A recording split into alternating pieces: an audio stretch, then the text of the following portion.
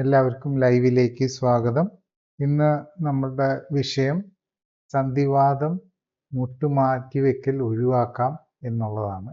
ആദ്യമായിട്ട് ഡോക്ടർ ജോളിയോട് ചോദിക്കാനുള്ളത്, ഈ വാതം അല്ലെങ്കിൽ ആർത്രൈറ്റിസ് എന്ന് പറയുന്നത് പല ടൈപ്പ് ഉണ്ട്.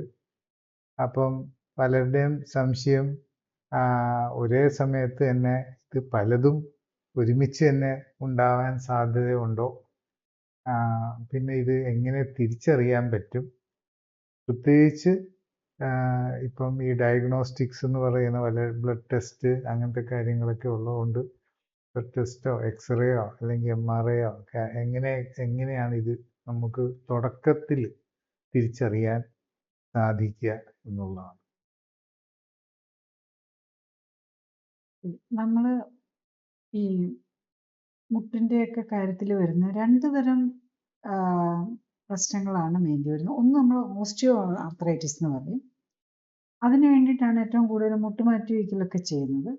പിന്നെയുള്ളത് റുമറ്റോയിഡ് ആർത്രൈറ്റിസ്. റുമറ്റോയിഡ് ആർത്രൈറ്റിസിനും വേദനയായിരിക്കും, പക്ഷേ ഈ റുമറ്റോയിഡ് ആർത്രൈറ്റിസിലെ പേഷ്യൻസിന് മിക്കവാറും മറ്റ് ജോയിൻസിലും ഉണ്ടാവും. അതുപോലെ ഓസ്റ്റിയോ ആർത്രൈറ്റിസിലാണെങ്കിലും ഒരു ജോയിൻറ്റിന് മാത്രമല്ല, മുട്ടിന് മാത്രമല്ല, മറ്റ് ജോയിൻറ്റുകളിലും വരാം. അപ്പം നേരത്തെയൊക്കെ പഴയ കാലത്ത് കുറെ കാലങ്ങൾക്ക് മുമ്പ് ഇതിനെ ഇപ്പോഴും എന്താ പറയുന്നതെന്ന് അറിയില്ല, ഓസ്റ്റിയോ ആർത്രൈറ്റിസ് ഒരു ഓട്ടോഇമ്മ്യൂൺ അല്ല, ഓട്ടോഇമ്മ്യൂൺ നേച്ചർ അതിന് പറയുന്നില്ലായിരുന്നു. റുമറ്റോയിഡ് ആർത്രൈറ്റിസിന് മാത്രമാണ് ഓട്ടോഇമ്മ്യൂൺ പ്രോബ്ലം പറയുന്നത്. ഇപ്പോഴത്തെ ലേറ്റസ്റ്റ് ഇതനുസരിച്ച് വരുമ്പം ശരിക്കും ഈ ഓസ്റ്റിയോ ആർത്രൈറ്റിസ് എന്ന് പറയുന്ന ഈ കാർട്ടിലേജിന്, അതായത് എല്ലിൻ്റെ അറ്റത്തെ മാത്രമാണ് മെയിനായിട്ട് ബാധിക്കുന്നത്. അങ്ങനെ വരുമ്പോഴാണ് ഓസ്റ്റിയോ ആർത്രൈറ്റിസ്. അത് കൂടുതലും പ്രഷർ പോയിന്റ്സിലായിരിക്കും ചിലർക്കൊക്കെ വരുന്നത്, അല്ലാതെ ഫിംഗേഴ്സിലും ഒക്കെ വരുന്നവരും ഉണ്ട്. പിന്നെ ഉള്ളത് റുമറ്റോയിഡ് ആർത്രൈറ്റിസ്. അത് ശരിക്കും ജോയിന്റ് ക്യാപ്സ്യൂളിനെ മൊത്തത്തിൽ എഫക്റ്റ് ചെയ്യും. അതാണ് നമ്മൾ സന്ധിവാതം, ആമവാതം എന്നൊക്കെ പറയുന്നത് ഈ റുമറ്റോയിഡ് ആർത്രൈറ്റിസ് ആണ്. പിന്നെ ഈ നമ്മൾ സ്കിൻ ഡിസീസിൻ്റെ ഒപ്പം തന്നെ വരുന്ന സോറിയാറ്റിക് ആർത്രൈറ്റിസ് ഉണ്ട്. അതും മെയിൻലി ഓട്ടോഇമ്മ്യൂൺ തന്നെ. അതൊക്കെ പിന്നെ നമ്മൾ സ്റ്റാൻഡേർഡായിട്ട് ഓട്ടോഇമ്മ്യൂൺ ഡിസീസിലാണ് ഇതിനെല്ലാം പെടുത്തിയിരിക്കുന്നത്. പക്ഷെ ബേസിക്കലി ഈ ഓസ്റ്റിയോ ആർത്രൈറ്റിസ് ആണെങ്കിലും അതിന് മെയിൻ അഫെക്ഷൻ വരുന്നത് ഈ ജോയിൻറ്റിൻ്റെ എൻഡിലുള്ള കാർട്ടിലേജ്, തരുണാസ്ഥി എന്ന് പറയുന്നത്, അതിനാണ്. അപ്പോൾ അതാണ് നമ്മൾ ഈ എക്സ്റേയും അല്ലെ MRI ഒക്കെ ഇപ്പം നമ്മൾ ഏറ്റവും സെൻസിറ്റീവ് ആയിട്ടുള്ളത് എന്തെങ്കിലും ഡീജനറേഷൻ, ശരിക്കും പറഞ്ഞു കഴിഞ്ഞാൽ അവിടെ ഡീജനറേഷനാണ് വരുന്നത്. അതറിയാൻ വേണ്ടിയിട്ട് നമ്മൾ ഏത് ജോയിൻറ്റിൻ്റെ ആണെങ്കിലും എക്സ്റേ അല്ലെ MRI ആണ്. എക്സ്റേക്കാളും മോർ സെൻസിറ്റീവ് ആണ് MRI എടുക്കുമ്പോൾ. അപ്പോൾ അതിനകത്ത് കാണുമ്പോൾ പലപ്പോഴും ഈ കാർട്ടിലേജിന് ഡാമേജ് ഉണ്ടാവും. അതുപോലെ ഈവൻ ഓസ്റ്റിയോ റുമറ്റോയിഡ് വാതത്തിനകത്താണെങ്കിലും കാണാം പലപ്പോഴും ഈ ജോയിൻസ് ഇങ്ങനെ അതിനകത്ത് ലിഗമെന്റ്സ് ഉണ്ട്. അതിന് ലിഗമെന്റ് ടയർ എന്നും പറഞ്ഞ് അതിന് റിപ്പയറിന് വേണ്ടിയിട്ട് ചിലപ്പോൾ ചിലർ സർജറി ചെയ്യാറുണ്ട്. അത് പ്രത്യേകിച്ച് ഇഞ്ചുറി കൊണ്ട് വന്നതാണ്, റിപ്പയർ ചെയ്യുമ്പോൾ കുഴപ്പമില്ല. അല്ലാതെ ചെറിയ ഇതിലൊക്കെ ഈ ഇഞ്ചുറി വരാൻ തന്നെ കാരണം ഈ റുമറ്റോയിഡ് ആർത്രൈറ്റിസ് അല്ലെങ്കിൽ അങ്ങനത്തെ ആർത്രൈറ്റിസ് കൊണ്ട് ഈ ലിഗമെന്റ്സ് വീക്ക് ആവുന്നതാണ്. അപ്പോൾ അതാണ് നമ്മൾ ശ്രദ്ധിക്കേണ്ടത്. നമ്മളിപ്പോൾ നേരത്തെ തിരിച്ചറിയണമെന്നുണ്ടെങ്കിൽ നമുക്ക് ചെറിയ മുട്ടുവേദനയൊക്കെ വരുമ്പോൾ തന്നെ നമ്മൾ ബ്ലഡ് ടെസ്റ്റ് ചെയ്ത് കഴിഞ്ഞാൽ നമ്മുടെ ഇൻഫ്ലമേറ്ററി ലെവൽ എന്താണെന്നറിയാം. ഓട്ടോ ഇമ്മ്യൂൺ ആക്ടിവിറ്റീസ് നടക്കുന്നുണ്ടോ, അതായത് നമ്മുടെ ഇമ്മ്യൂൺ സിസ്റ്റം തന്നെ നമ്മളുടെ തരുണാസ്ഥിക്കും നമ്മളുടെ ജോയിന്റ് ക്യാപ്സ്യൂളിനും നമ്മളുടെ ലിഗമെന്റ്സിനും ഒക്കെ എഗെയിൻസ്റ്റ് ആയിട്ട് വർക്ക് ചെയ്യുന്നതുകൊണ്ടാണോ ഇത് വരാനുള്ള സാധ്യതകൾ നമുക്ക് കണ്ടുപിടിക്കാൻ പറ്റും. അതിനൊന്ന് ഇൻഫ്ലമേറ്ററി മാർക്കേഴ്സ് ഉണ്ട്, അതാണ് നമ്മൾ ESR, CRP എന്നൊക്കെ പറയുന്നത്. പിന്നെ അതുകൂടാതെ നമ്മളുടെ മറ്റ് ഇൻഫ്ലമേറ്ററി കുറച്ചും കൂടെ ഓട്ടോഇമ്മ്യൂൺ ആക്ടിവിറ്റീസ് നടക്കുന്നുണ്ടോ എന്നറിയാനായിട്ട് ഇപ്പം ഒത്തിരി ഉണ്ട്. ഓട്ടോഇമ്മ്യൂൺ ആൻറ്റിബോഡീസ് ഉണ്ട്, കോംപ്ലിമെൻറ്റ്സ് ഉണ്ട്, അങ്ങനത്തെ ഒരു പാനൽ ഓഫ് ടെസ്റ്റുകളുണ്ട്. അത് ഓരോരുത്തരുടെ ആവശ്യം അനുസരിച്ച് അത് നോക്കുക എന്നുള്ളതാണ്. അപ്പോൾ ഓട്ടോഇമ്മ്യൂൺ ആക്ടിവിറ്റിയോ ഇൻഫ്ലമേഷൻ ലെവൽ കൂടാറുണ്ടെങ്കിൽ അത് കറക്റ്റ് ചെയ്യുക എന്നുള്ളതാണ് നമ്മൾ പ്രൈമറി ഇമ്പോർട്ടൻസ് കൊടുക്കുക. അപ്പോൾ പിന്നെ അത് അസുഖം കൂടാനുള്ള കാരണം അങ്ങ് മാറ്റാൻ പറ്റും. ഈവൻ പലപ്പോഴും പല ലിഗമെന്റേഴ്സ് ചെറിയ ഇതിലൊക്കെ വന്നിരിക്കുന്ന ചെറിയൊരു ഒന്ന് കാല് വഴിക്കുന്നതിൻ്റെ പേരിൽ ഒരു ലിഗമെന്റേറൊക്കെ വന്നു, അതിനൊക്കെ നമ്മൾ ഈവൻ പലപ്പോഴും ഈ എൻഡോസ്കോപ്പിക് സർജറി പോലും ആവശ്യമില്ല. അതൊക്കെ നല്ലതെ തന്നെ മാറ്റാവുന്ന കാര്യങ്ങളേ ഉള്ളൂ. കറക്റ്റായിട്ട് നമ്മൾ അതിന് റെസ്റ്റും കൊടുത്ത് നമ്മളുടെ ഓട്ടോഇമ്മ്യൂൺ ആക്ടിവിറ്റീസ്, അതായത് നമ്മുടെ ഈ ലിഗമെന്റ്സിനെ വീക്കൻ ചെയ്യുന്നത് എന്തുകൊണ്ടല്ല, ഈവൻ വീക്കനിങ് എന്തുകൊണ്ടാണ് വരുന്നതെന്ന് മനസ്സിലാക്കി അത് കറക്റ്റ് ചെയ്താൽ മതിയാവും. ഈ ചിലപ്പോഴൊക്കെ ഈ ഗൗട്ടിന്ന് ഉള്ള ആ അസുഖം കാരണം ഇതേപോലെ ഈ സന്ധിവേദന ഉണ്ടാവുകയും അതും ഈ ആർത്രൈറ്റിസ് ആയിട്ടുള്ള ഒരു രീതിയിലേക്ക് മാറുകയും ഈ ഷേപ്പ് അപ്പം അങ്ങനത്തെ ബുദ്ധിമുട്ടൊക്കെ വരികയും ചെയ്യുന്നതായിട്ട് കേട്ടിട്ടുണ്ട്. അതിന് ശരിക്കും ഈ ആർത്രൈറ്റിസ് ആയിട്ട് എന്താണ് ബന്ധം? ഗൗട്ട് എന്ന് പറഞ്ഞു കഴിഞ്ഞാൽ വേറൊരു ഗ്രൂപ്പിൽ പെട്ടതാണ്. ഇപ്പൊ ലേറ്റസ്റ്റ് ആയിട്ട് അതും ഇമ്മ്യൂണോളജിക്കൽ സിസ്റ്റത്തിലെ ഇംബാലൻസ് കൊണ്ട് വരുന്നതെന്നാണ് അതിൻ്റെയും ലേറ്റസ്റ്റ് സ്റ്റഡീസ്. ഗൗട്ട് എന്ന് ക്ലിയർലി പറഞ്ഞു കഴിഞ്ഞാൽ അത് സോഡിയം യൂറേറ്റ് ക്രിസ്റ്റൽസ് നമ്മുടെ ജോയിന്റിൽ അടിഞ്ഞിട്ട് അത് പെട്ടെന്ന് വരുന്ന പെയിൻ ആയിരിക്കും. അത് യൂഷ്വലി നമ്മളുടെ ഈ കാലിൻ്റെ തള്ളവിരലിൻ്റെ ആ ഭാഗത്താണ് അത് വരുന്നത്. അത് ഓവർനൈറ്റ് ആണ് വരിക. ഇപ്പോൾ രാത്രി ബേസിക്കലി എപ്പോഴാണ് വരുന്നതെന്ന് ചോദിച്ചാൽ നല്ല വണ്ണമൊക്കെ ഉള്ള ആള് നന്നായിട്ട് ഫിഷോ മീറ്റോ ഒക്കെ ഉള്ള ഭക്ഷണമൊക്കെ കഴിച്ച് കുറച്ച് ആൽക്കഹോളും ഒക്കെ കൂടെ കഴിച്ചിട്ട് കിടക്കുകയാണെങ്കിൽ ചിലപ്പോൾ അന്ന് രാത്രി തന്നെ രാവിലെ എഴുന്നേൽക്കുമ്പോൾ സിവിയർ പെയിൻ ആയിരിക്കും. അതിനാണ് ഗൗട്ട് എന്ന് പറയുന്നത്. പക്ഷെ ഇവിടെ നമ്മൾ കാണുന്നത് എന്താണെന്ന് ചോദിച്ചു കഴിഞ്ഞ് കഴിഞ്ഞാൽ ഒത്തിരി പേഷ്യൻസ് ഞാൻ കാണുന്നുണ്ട് ഈ ഗൗട്ടിന് വേണ്ടിയിട്ട്, അതായത് യൂറിക് ആസിഡ് കൂടുതലാണെന്ന് പറഞ്ഞ് യൂറിക് ആസിഡിന് കുറയ്ക്കാനുള്ള മരുന്ന്. അപ്പോൾ ചിലർക്ക് ചെറിയ ജോയിന്റ് പെയിനോ അല്ലെങ്കിൽ ഒരു ഇതിനൊക്കെ ആണെങ്കിലും അത് യൂറിക് ആസിഡ് കൂടുതലായതുകൊണ്ട് ജോയിന്റ് പെയിൻ ആണെന്നും പറഞ്ഞ് യൂറിക് ആസിഡിനെ കുറയ്ക്കാൻ ശ്രമിക്കുന്നുണ്ട്. അത് ഗൗട്ടല്ല. അങ്ങനെ യൂറിക് ആസിഡിനെ കുറയ്ക്കേണ്ട ആവശ്യമില്ല. യൂറിക് ആസിഡിനെ കുറയ്ക്കുന്നത് ശരിക്കും യൂറിക് ആസിഡ് അല്ല അതിനകത്ത് പ്രശ്നം വരുന്നത്, സോഡിയം യൂറേറ്റ് ക്രിസ്റ്റൽസ് ആണ്. അതായത് യൂറിക് ആസിഡും സോഡിയം യൂറേറ്റ് ആയി മാറേണ്ട ആവശ്യമില്ല. അതൊരു ഇമ്മ്യൂണോളജിക്കൽ ഇംബാലൻസിന്റെ ഭാഗമായിട്ട് യൂറിക് ആസിഡ് പിന്നെ ഒത്തിരി യൂറിക് ആസിഡ് ഉണ്ടാകും, ഓവറായിട്ട് യൂറിക് ആസിഡ് വരികയും ചെയ്തു. അപ്പോൾ അത് സോഡിയം ക്രിസ്റ്റൽസ് ആയിട്ട് അടിയുന്നു. അങ്ങനെ വരുമ്പോൾ നമുക്ക് യൂറിക് ആസിഡിന്റെ പ്രൊഡക്ഷൻ കുറയ്ക്കാനും ഒക്കെ ഒരു ഷോർട്ട് ടൈം മെഡിസിൻസ് എടുക്കേണ്ടി വരാം. പക്ഷെ ലോങ് ടൈമിന് യൂറിക് ആസിഡിന് വേണ്ടിയിട്ട് മരുന്ന് എടുക്കാൻ പാടില്ല ശരിക്കും. പ്രത്യേകിച്ച് അത് അല്ലെങ്കിൽ അതുപോലെ റിപ്പീറ്റഡ് ആയിട്ട് ഗൗട്ട് വരുന്ന ആള് ഫുഡ് കൺട്രോൾ ഒക്കെ ചെയ്തിട്ടും കൺട്രോൾ ചെയ്യാൻ പറ്റാത്തവരാ. ഗൗട്ട് വരുവാണെങ്കിൽ അപ്പോഴത്തെ നമ്മൾ പെയിൻ റിലീഫിന് മെഡിസിൻ എടുക്കുക. അത് കഴിഞ്ഞ് കഴിഞ്ഞാൽ നമ്മുടെ ഡയറ്റ് കൺട്രോളാണ്. യൂറിക് ആസിഡ് കൂടുതൽ ഉണ്ടാകാത്ത രീതിയിൽ പ്രോട്ടീനിൻ്റെ അളവ് കൺട്രോൾ ചെയ്യുക, ഓവർ വെയിറ്റ് ഉണ്ടെങ്കിൽ റെഡ്യൂസ് ചെയ്യുക. അതുപോലെ ഷുഗറും ഫ്രക്ടോസും ഒക്കെ ഈ വരുത്തുന്നതാണ്. യൂറിക് ആസിഡ് അല്ല, ഇതിനകത്ത് യൂറിക് ആസിഡ് ക്രിസ്റ്റൽസ് ആയി അതൊരു തരം മുള്ളു പോലെയുള്ള ക്രിസ്റ്റലുകളാണ്. അത് ജോയിന്റിന് അടിയുമ്പോൾ വരുന്ന വേദനയാണ് ഈ വരുന്നത്. അത് ഒഴിവാക്കാനാണ് നമ്മൾ അങ്ങനെയുള്ളവർക്ക് യൂറിനിലും അതുപോലെ യൂറേറ്റ് ക്രിസ്റ്റൽസ് വരാം. അപ്പം കിഡ്നി സ്റ്റോൺസും വന്നിട്ടും പ്രോബ്ലം വരാം. ഇപ്പം രണ്ടും പാരലായിട്ട് പോകുന്ന അതിൻ്റെ ഒരു പെർമനൻറ്റ് സൊല്യൂഷൻ എന്ന് പറയുന്നത് യൂറിക് ആസിഡിന് വേണ്ടിയിട്ടും യൂറിക് ആസിഡ് കുറയ്ക്കാനായിട്ട് മരുന്ന് കഴിക്കുക എന്നുള്ളതല്ല. മരുന്ന് കഴിച്ചു കഴിഞ്ഞാൽ യൂറിക് ആസിഡിൻ്റെ പ്രൊഡക്ഷനെ ബ്ലോക്ക് ചെയ്യുക. യൂറിക് ആസിഡ് ഒരു വേസ്റ്റ് പ്രോഡക്റ്റാണ്. നമ്മളുടെ ഈ ജനറ്റിക് മെറ്റീരിയൽ DNA ഡീറ്റോക്സിഫിക്കേഷൻ അല്ലെ മെറ്റബോളിസത്തിൻ്റെ പാർട്ടായിട്ട് വരുന്ന വേസ്റ്റ് മെറ്റീരിയലാണ്. അതിൻ്റെ പ്രൊഡക്ഷൻ ബ്ലോക്ക് ചെയ്യിപ്പിക്കുക എന്നുള്ളത് ശരിക്കും നല്ലതല്ല. കാരണം കൂടുതൽ കഴിച്ചിട്ട് നമ്മൾ യൂറിക് ആസിഡിനെ ബ്ലോക്ക് ചെയ്യാൻ നോക്കിയാൽ മറ്റ് പല വിഷവസ്തുക്കളും നമ്മുടെ ബോഡിയിൽ അടിഞ്ഞു കൂടുമായിരിക്കും ചെയ്യുന്നത്. യൂറിക് ആസിഡിന് അത് മാത്രമല്ല പല പോസിറ്റീവ് ഇഫക്റ്റും ഉണ്ട്. അതൊരു ആൻറ്റി ഓക്സിഡൻ്റ് ആയിട്ടും കൂടെയാണ് വർക്ക് ചെയ്യുന്നത്. നമ്മുടെ വൈറ്റമിൻ സിയുടെ equivalent or much more powerful anti ഓക്സിഡൻ്റാണ്. അപ്പം നമുക്ക് പല രീതിയിലും യൂറിക് ആസിഡ് ആവശ്യമുള്ളതാണ്. ഇപ്പോൾ പലരുടെയും കാണാം ബ്ലഡ് ചെക്ക് ചെയ്യുമ്പോൾ യൂറിക് ആസിഡിൻ്റെ ലെവലൊക്കെ ബിലോ നോർമലായിട്ട് യൂറിക് ആസിഡ് മരുന്ന് കഴിച്ചിട്ട്. അത് നല്ലതല്ല. യൂറിക് ആസിഡിൻ്റെ ട്രീറ്റ്മെൻറ്റ്, യൂറിക് ആസിഡിൻ്റെ ഈവൻ ഗൗട്ട് ആണെങ്കിൽ പോലും അതിൻ്റെ ട്രീറ്റ്മെൻറ്റ് ലൈഫ് സ്റ്റൈൽ കറക്ഷനാണ്. പിന്നെ ഒരു ഷോർട്ട് ടൈം അങ്ങനത്തെ മരുന്നുകൾ എടുക്കാം, യൂറിക് ആസിഡ് പെട്ടെന്ന് പുറത്തേക്ക് വിടാനുള്ളതും. അത് ആ ടൈം പീരീഡിൽ. അത് കഴിഞ്ഞ് കഴിഞ്ഞാൽ പിന്നെ നമ്മൾ ലൈഫ് സ്റ്റൈൽ വെച്ച് കറക്റ്റ് ചെയ്യാണ് വേണ്ടത്. പലർക്കും ഉള്ളൊരു പ്രോബ്ലം എന്താ വെച്ചാൽ നടക്കുമ്പോൾ മുട്ടിന്ന് ഒരു വേദനയല്ല, ഒരു സൗണ്ട് വരുന്നതായിട്ടും അത് കഴിഞ്ഞിട്ട് കുറച്ച് കഴിയുമ്പോഴത്തേക്കും കുറച്ചധികം നടന്നു കഴിഞ്ഞാൽ വേദന തുടങ്ങുകയായിട്ടാണ് കാണുക. അപ്പം ഇതായിരിക്കും ഈ മുട്ടിൻ്റെ വേദന അല്ലെങ്കിൽ ഈ ആർത്രൈറ്റിസിൻ്റെ തുടക്കം എന്നുള്ളൊരു സംശയം ഉണ്ടാവും. അപ്പം ഇങ്ങനത്തെ സാഹചര്യത്തിൽ ശരിക്കും എന്താണ് ചെയ്യാൻ പറ്റുക? നമുക്ക് മുട്ടിന് വേദനയും ഇങ്ങനെ നടക്കുമ്പോൾ സൗണ്ടും ഒക്കെ തോന്നുന്നുണ്ടെങ്കിൽ, അതുപോലെ നമ്മളിപ്പം ഇരുന്നെഴുന്നേൽക്കുകയൊക്കെ ചെയ്യുമ്പോൾ ചെറിയ സൗണ്ട്, അത് നമ്മൾ ഞൊട്ട പോകുമെന്ന് പറയില്ല, അത് ഓക്കെയാണ്. പക്ഷെ വേദനയും കൂടെ വരുവാണെന്നുണ്ടെങ്കിൽ, അല്ല വെറുതെ നടക്കുമ്പോൾ സാധാരണ അങ്ങനെ സൗണ്ട് വരേണ്ട കാര്യമില്ല. പിന്നെ ചിലപ്പോൾ നമുക്കറിയാം ഇപ്പം നമുക്ക് നീരും കൂടെയൊക്കെ ഉള്ളവരാണെങ്കിൽ നമ്മൾ കാല് ഇങ്ങനെ വെച്ചിട്ട് നമ്മൾ മുറുക്കവും മടക്കവും ചെയ്യുമ്പം ഇരിക്കാമെന്ന് നമുക്ക് കയ്യിൽ ആ സൗണ്ട് ഫീൽ ചെയ്യാൻ പറ്റും. അപ്പം അങ്ങനെയൊക്കെ ഉണ്ടെങ്കിൽ അതിൻ്റെ അർത്ഥം അവിടെ നീർക്കെട്ടൊക്കെ വന്നു തുടങ്ങിയിട്ടുണ്ടെന്നാണ്.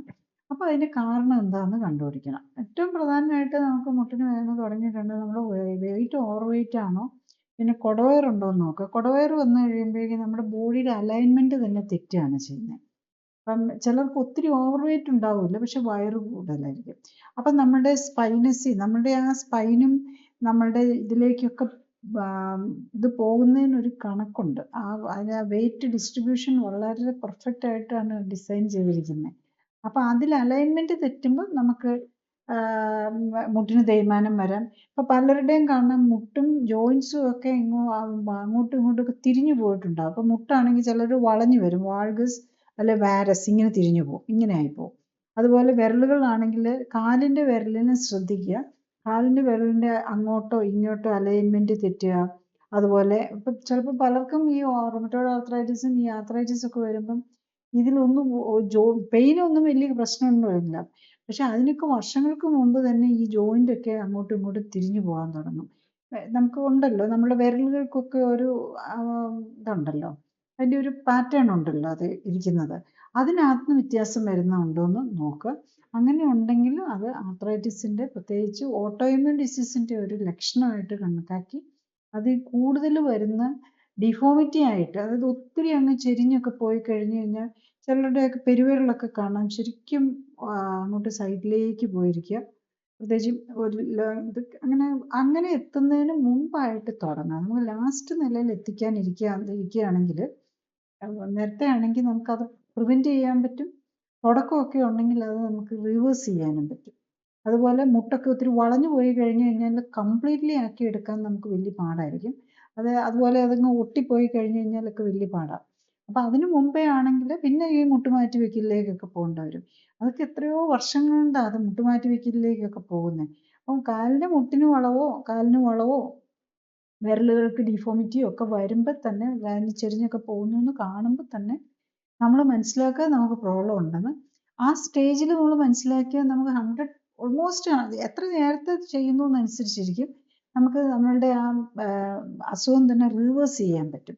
പക്ഷേ കംപ്ലീറ്റ് ഡാമേജ് ഒക്കെ ആയാലും ഒരു പരിധി ഉണ്ടാകും റിവേഴ്സ് ചെയ്യാനുണ്ട്. ഇതെല്ലാം ജീവിതശൈലി കറക്റ്റ് ചെയ്താൽ ചെയ്യാവുന്നതേ ഉള്ളൂ. മരുന്നുകൾ കൊണ്ടൊന്നും ഈ രോഗങ്ങൾക്കൊന്നും മരുന്നില്ല. അതാണ് എല്ലാവരും എല്ലാവരുടെയും വിചാരം മോഡേൺ മെഡിസിൻ ഒത്തിരി അഡ്വാൻസ് ചെയ്തു, ഇതിനെല്ലാം ചികിത്സയുണ്ട്, ഇതെല്ലാം അങ്ങ് മരുന്ന് കൊണ്ട് മാറുന്ന. പക്ഷെ മനസ്സിലാക്കുക, ഇതൊക്കെ സിംറ്റമാറ്റിക് റിലീഫിനല്ലാതെ വേറെ ഒന്നിനും മരുന്നില്ല ഇത്തരം രോഗങ്ങൾക്ക്. ജീവിതശൈലി രോഗങ്ങൾക്ക് ആ വേദനയും അസ്വസ്ഥതകളും കുറച്ച് നിർത്താനുള്ള മരുന്നുകൾ മാത്രമേ ഉള്ളൂ. ആ മരുന്നുകൾ ലോങ് ടൈം എടുത്തു കഴിഞ്ഞാൽ, ഷോർട്ട് ടൈം എടുത്തു കഴിഞ്ഞാൽ വലിയ സൈഡ് ഇഫക്റ്റ് ഒന്നും വരാതെ നമുക്ക് മാനേജ് ചെയ്യാൻ പറ്റിയെന്നിരിക്കും, അറിയാമല്ലോ. നമുക്ക് വന്നാൽ അപ്പം തന്നെ പരിഹരിക്കാം. പക്ഷെ ലോങ് ടൈം എടുത്തു കഴിഞ്ഞാൽ അത് നമ്മളുടെ പല സിസ്റ്റം, പ്രത്യേകിച്ച് ലിവർ, കിഡ്നി ഒക്കെ ഡാമേജ് ചെയ്യാൻ പറ്റും. അപ്പോൾ ഡാമേജ് വരാം, അതാണ്. അപ്പം അതുകൊണ്ട് നമ്മൾ ഈ ജീവിതശൈലി രോഗത്തിന് ലോങ് ടൈം മെഡിസിൻ എടുക്കരുത്. ഷോർട്ട് ടൈം സിംറ്റമാറ്റിക് റിലീഫ് എടുക്കുക, അതിന് വേണ്ടിയിട്ട് മരുന്നെടുക്കുക, ലൈഫ് സ്റ്റൈൽ കറക്റ്റ് ചെയ്യുക, അത് മാറ്റാൻ നോക്കുക.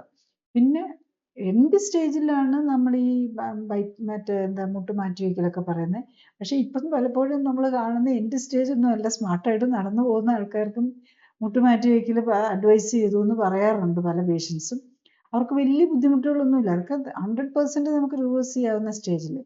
പിന്നെ ചിലർ ഈവൻ തീരെ നടക്കാൻ മേലാതെ ഇങ്ങനെ ജോയിൻ്റ് ഒക്കെ വളഞ്ഞു പോയി നീരായിട്ടുള്ളവർക്ക് പോലും ആ സ്റ്റേജിൽ പോലും ലൈഫ് സ്റ്റൈൽ കറക്റ്റ് ചെയ്യാൻ, ഇവരെല്ലാം ഓവർ വെയിറ്റ് ആയിരിക്കും. ഈ മുട്ട് മാറ്റി വയ്ക്കണമെന്ന് പറഞ്ഞിരിക്കുന്ന പേഷ്യൻസ് എല്ലാം തന്നെ ഓവർ വെയിറ്റ് അല്ലാത്ത, അല്ലെങ്കിൽ കുടവയറില്ലാത്ത, ബോഡിയിൽ ഫാറ്റ് കൂടുതലുള്ളവരല്ലാത്തവരും ഉണ്ടാവില്ല. അവരുടെയൊക്കെ നമുക്ക് ആ മുട്ട് മാറ്റി വയ്ക്കൽ മാറ്റാവുന്നേ ഉള്ളൂ. കാരണം മാറ്റി വയ്ക്കുന്ന മുട്ടും അത്ര പെർഫെക്റ്റ് ആയിട്ടൊന്നും ഫങ്ഷൻ ചെയ്യുകയില്ല. പിന്നെ ഒരിക്കലും നമുക്ക് പ്രോപ്പറായിട്ട് മുട്ട് മടക്കാൻ പറ്റില്ല. അങ്ങനെ പല ലിമിറ്റേഷൻസും ഉണ്ട് നമ്മുടെ. ഈവൻ നമുക്ക് സ്റ്റെപ്പ് കയറാനൊക്കെ പറ്റില്ല. പലർക്കും മുട്ട് മാറ്റി വെച്ച് കഴിഞ്ഞ് കഴിഞ്ഞാൽ ലെവൽ ഗ്രൗണ്ടിലൊക്കെ നടക്കാനേ പറ്റുള്ളൂ. അതേസമയത്ത് നമ്മുടെ ഉള്ള മുട്ട് കുറച്ച് ഡാമേജ്ഡ് ആയിപ്പോയാലും അതിനെ റിവേഴ്സ് ചെയ്യുകയും നമ്മൾ വെയിറ്റ് കുറയ്ക്കുകയും ചെയ്താൽ നമുക്ക് ഈവൻ സ്റ്റെപ്പ് കയറാനോ ഒന്നും ഒരു ബുദ്ധിമുട്ടും വരികയില്ല. അപ്പം ഉള്ളതിനെ നമ്മൾ പരിപാലിക്കുകയാണ് ചെയ്യേണ്ടത്. നമ്മൾ സ്റ്റീൽ മുട്ട് മേടിച്ച് വെച്ചാൽ അതും ഓർക്കണം, അതിന് ലൈഫ് ലോങ് അല്ല, മാക്സിമം കിട്ടുന്നത് 80%-നൊക്കെ ഉള്ളൂ 15 to 20 years ഒക്കെ കിട്ടുന്നത്. അപ്പോൾ ഇപ്പോൾ ഒക്കെ വളരെ യങ് ഏജിൽ തന്നെ മുട്ടുമാറ്റിവെക്കൽ ചെയ്തു വരുമ്പോൾ നമ്മൾ ഓർക്കണം, മാക്സിമം എല്ലാം പെർഫെക്റ്റ് ആയി പോയാൽ മാക്സിമം 20 ഇയേഴ്സ് ആണ് കിട്ടുന്നത്. പക്ഷെ അത് ഒത്തിരി പേർക്കും അതൊന്നും കിട്ടണമെന്നില്ല. പലരും വീൽ ചെയറിലായി പോകുന്നവരും ഉണ്ട്. അതും കൂടെ നമ്മൾ മനസ്സിലാക്കണം. ഈ പലപ്പോഴും ഇങ്ങനെ കേട്ടിട്ടുണ്ട്, ഇപ്പൊ ഈ പറഞ്ഞ പോലെ ഈ ഈ വേദന ആയിട്ടാണല്ലോ നമ്മൾ അറിയുന്നത്. ഈ ഇപ്പം ആ ജോയിന്റിൽ പെയിൻ വരുമ്പോഴാണല്ലോ, മുട്ടിന് വേദന വരുമ്പോഴാണല്ലോ നമ്മൾ അറിഞ്ഞു തുടങ്ങുന്നത് ഇങ്ങനൊരു പ്രശ്നമുണ്ടെന്ന്, അല്ലെങ്കിൽ ഈ ശബ്ദം കേൾക്കുമ്പോഴൊക്കെ. അപ്പം അങ്ങനത്തെ സാഹചര്യത്തിൽ നമ്മളെല്ലായിടത്തും കാണുന്നത് ആ വേദന എങ്ങനെ നമുക്ക് പിടിച്ചു നിർത്താൻ പറ്റും. ആ വേദന പിടിച്ചു നിർത്തിയാൽ നമ്മൾ പേഷ്യൻറ്റിൻ്റെ ഒരു വിചാരം വേദനയില്ലല്ലോ, അപ്പം പിന്നെ ആ അസുഖത്തിൻ്റെ ആ തീക്ഷ്ണത മാറിയിരിക്കുകയാണ് എന്നുള്ള ഒരു രീതിയിൽ ചിന്തിക്കും.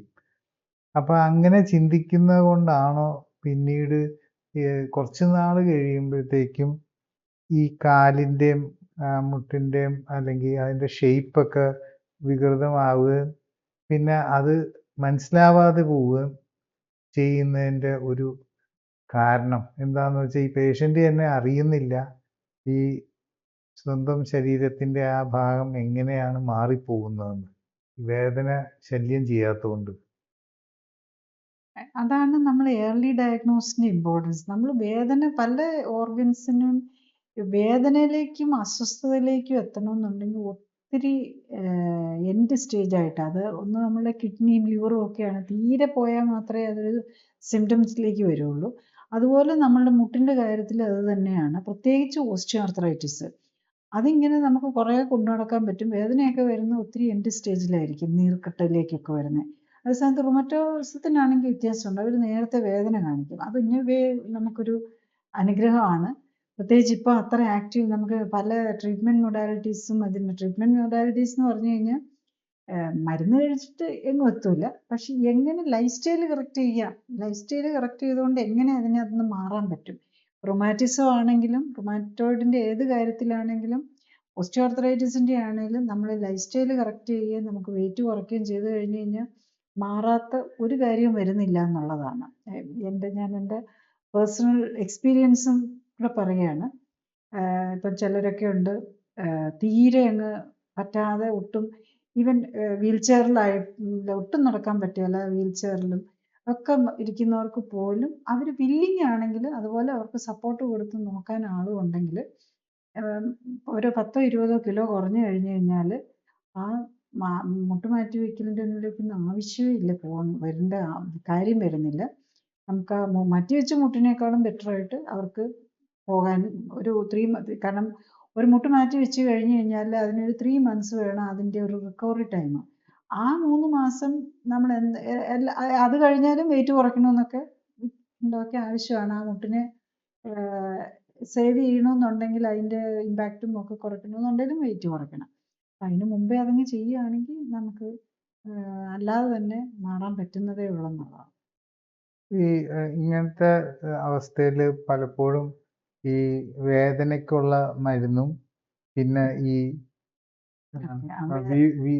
ഇങ്ങനെ മറ്റേ ഇൻഫ്ലമേഷൻ വരാതിരിക്കാൻ, ദാറ്റ് ഈസ് ഈ നീര് വരാതിരിക്കാനുള്ള മരുന്നും, ഈ 2 കാര്യങ്ങളാണ് വേദനയ്ക്കും ഈ നീര് കുറയ്ക്കാനും ആയിട്ടാണ് മെയിനായിട്ട് നമ്മുടെ പേഷ്യൻ്റ് തന്നെ ഒരു ഡോക്ടറിനെ അല്ലെങ്കിൽ ആശുപത്രിയെ സമീപിക്കുക. ആളുടെ വിചാരം വേദന കുറഞ്ഞു കിട്ടുക, നീര് മാറി കിട്ടുക, അപ്പം ആൾക്ക് സ്വസ്ഥമാവും, അപ്പം ആ ശല്യം അങ്ങ് മാറും എന്നുള്ളതാണ്. പക്ഷേ പറഞ്ഞു കേൾക്കുന്നത് ഇങ്ങനെ ഈ വേദന കുറയ്ക്കാനോ അല്ലെങ്കിൽ നീര് കുറയ്ക്കാനുമായിട്ടുള്ള മരുന്നുകൾ ഈ തുടർച്ചയായിട്ട് കഴിക്കുമ്പോൾ പലപ്പോഴും ആളുടെ ആ ഭാഗത്ത് ഉള്ള നെർവ്സിൻ്റെ അല്ലെങ്കിൽ ആ ഭാഗത്ത് ഉള്ള ഫീലിങ്ങിൻ്റെ കുറവും വരാൻ സാധ്യതയുണ്ട്. അങ്ങനെ ആ ഡയബറ്റീസുകാർക്ക് അവരുടെ ഈ നെർവ്സിൻ്റെ പ്രശ്നം വരുന്ന പോലെ തന്നെ ഇവർക്കും പലപ്പോഴും ഡയബറ്റീസും ഉണ്ടാവാം, പക്ഷെ ഈ ആ സ്ഥലത്തുള്ള ഫീലിങ്സ് പോയിട്ടാണ് പിന്നെ അവർ ആ വശത്തേക്ക് പിന്നെ Right. ശ്രദ്ധിക്കാതെ Right. പോകുന്നത്. ഓക്കെ. അപ്പം അത് ഒരു പോയിന്റാണ്. പ്രത്യേകിച്ച് ഈ മുട്ട് മാറ്റി വയ്ക്കേണ്ടതിലേക്കൊക്കെ വളരെ കൂടുതൽ പോകുന്ന പേഷ്യൻസും പലപ്പോഴും ഈ ഓവർ വെയ്റ്റും അതിൻ്റെ കൂടെ ഡയബറ്റീസും ഉള്ളവരായിരിക്കും. അപ്പം അവർക്ക് മൊത്തത്തിൽ പെയിൻ സെൻസേഷൻ കുറവായിരിക്കും. അവരുടെ കാലിൻ്റെ അറ്റത്ത് മാത്രമല്ല എല്ലാ നെർവ്സിനെയും അഫക്റ്റ് ചെയ്യുന്നുണ്ടാവും. അപ്പം അതുകൊണ്ട് അവർ വേദന അറിയുകയില്ല ഒരു പരിധി വരെ. അവിടെയാണ് നമുക്ക് ഒരു ഗ്രൂപ്പ് അറിയാതെ ഇരിക്കുന്നത്. ഇപ്പം അറിയുന്നവരാണെങ്കിലും നമ്മൾ മരുന്ന് കഴിക്കുമ്പം ഞാൻ മരുന്ന് കഴിക്കുന്നതിൻ്റെ പറയാം. മരുന്ന് കഴിക്കുമ്പം കുറച്ച് ദിവസം 5-10 ദിവസമൊക്കെ മരുന്ന് കഴിച്ച് അത് മാറുവാണെങ്കിൽ കുഴപ്പമില്ല. പക്ഷെ ലോങ് ടൈമിൽ മരുന്ന് എടുത്തു കഴിഞ്ഞ് കഴിഞ്ഞാൽ അത് പലവിധ പ്രോബ്ലംസും ഉണ്ടാക്കും എന്നുള്ളതാണ്. പലവിധ പ്രോബ്ലംസ് നമ്മൾ എക്സ്പെക്ട് ചെയ്യാത്ത, നമ്മൾ കിഡ്നിക്കും ലിവറിനും ഒക്കെ ഡാമേജ് വരുന്നത് നമ്മൾ ഒരു സൈഡിൽ എക്സ്പെക്ട് ചെയ്യും. പിന്നെ ഇൻറ്റസ്റ്റൈനൽ ആസിഡിറ്റി കൊണ്ടുള്ള ഈവൻ ബ്ലീഡിങ് വരെ വരുന്ന പേഷ്യൻസ് ഉണ്ട്. ഇതിലെല്ലാം കൂടുതലായിട്ടുള്ളത് നമുക്ക് ഹാർട്ടിനെ നെഗറ്റീവായിട്ട് ബാധിക്കും എന്നുള്ളതാണ്.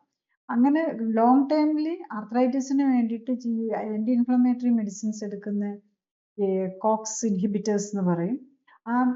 ആ ഗ്രൂപ്പിൽപ്പെട്ട മരുന്നുകളാണ്. അത് പലതും നമ്മൾ മാർക്കറ്റിൽ നിന്ന് തന്നെ വിത്ഡ്രോ ചെയ്യേണ്ടി വന്നിട്ടുണ്ട്. അതായത് 2-3 വർഷങ്ങൾ കഴിഞ്ഞിട്ട് പല ഇത്തരം മരുന്നുകളും ഈ ആർത്രൈറ്റിസിന് വേണ്ടിയിട്ട് ലോങ് ടൈം കഴിച്ചിട്ട് അവർക്ക് ഹാർട്ട് അറ്റാക്ക് വന്ന് കാർഡിയാക് പ്രോബ്ലം വരും. അതിനു വേണ്ടി വിത്ഡ്രോ ചെയ്യേണ്ടി വന്നിട്ടുണ്ട്. അതാണ് നമ്മൾ ഏറ്റവും മനസ്സിലാക്കേണ്ട ഒരു കാര്യം. പ്രത്യേകിച്ച് ഈ ഡയബറ്റിക് പേഷ്യൻസും ഇവരെല്ലാം തന്നെ ഈ ഓവർ വെയ്റ്റും ആർത്രൈറ്റിസും ഉള്ളവർ ഡയബറ്റീസും ഹൈപ്പർ ടെൻസീവും ഡിസ്ലൈപ്പിഡീമിയയും കൊളസ്ട്രോളും ഒക്കെ ഉള്ളവരായിരിക്കും. അപ്പോൾ അവർക്ക് ഹാർട്ടിയാക് റിസ്ക്കും കൂടെ കൂടുതലാണ്. അപ്പോൾ ഈ മരുന്ന് വരുമ്പോൾ ഹാർട്ട് അറ്റാക്ക് വരാനുള്ള ചാൻസ് കൂട്ടും.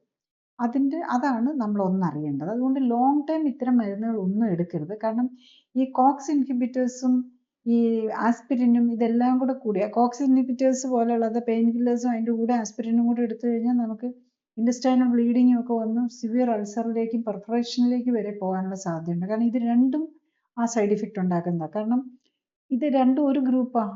ആസ്പിരിനും കോക്സ് ഇൻഹിബിറ്റർ ഗ്രൂപ്പിലാണ് വരുന്നത്. അതുപോലെ ഇതും കോക്സ് ഇൻഹിബിറ്റർ ഗ്രൂപ്പിലാണ് വരുന്നത്. ആസ്പിരിൻ എടുക്കുന്നത് നമ്മൾ ബ്ലഡ് ക്ലോട്ട് ആയിരിക്കാൻ വേണ്ടിയിട്ട്. അപ്പോൾ ഇതിൻ്റെ എല്ലാം കൂടെ ഇൻറ്ററാക്ഷൻ കയറി വരുന്നതാണ് ഈ ഹാർട്ടിനെ ആണെങ്കിലും നെഗറ്റീവായിട്ട് ബാധിക്കാനുള്ള കാരണം വരുന്നത്.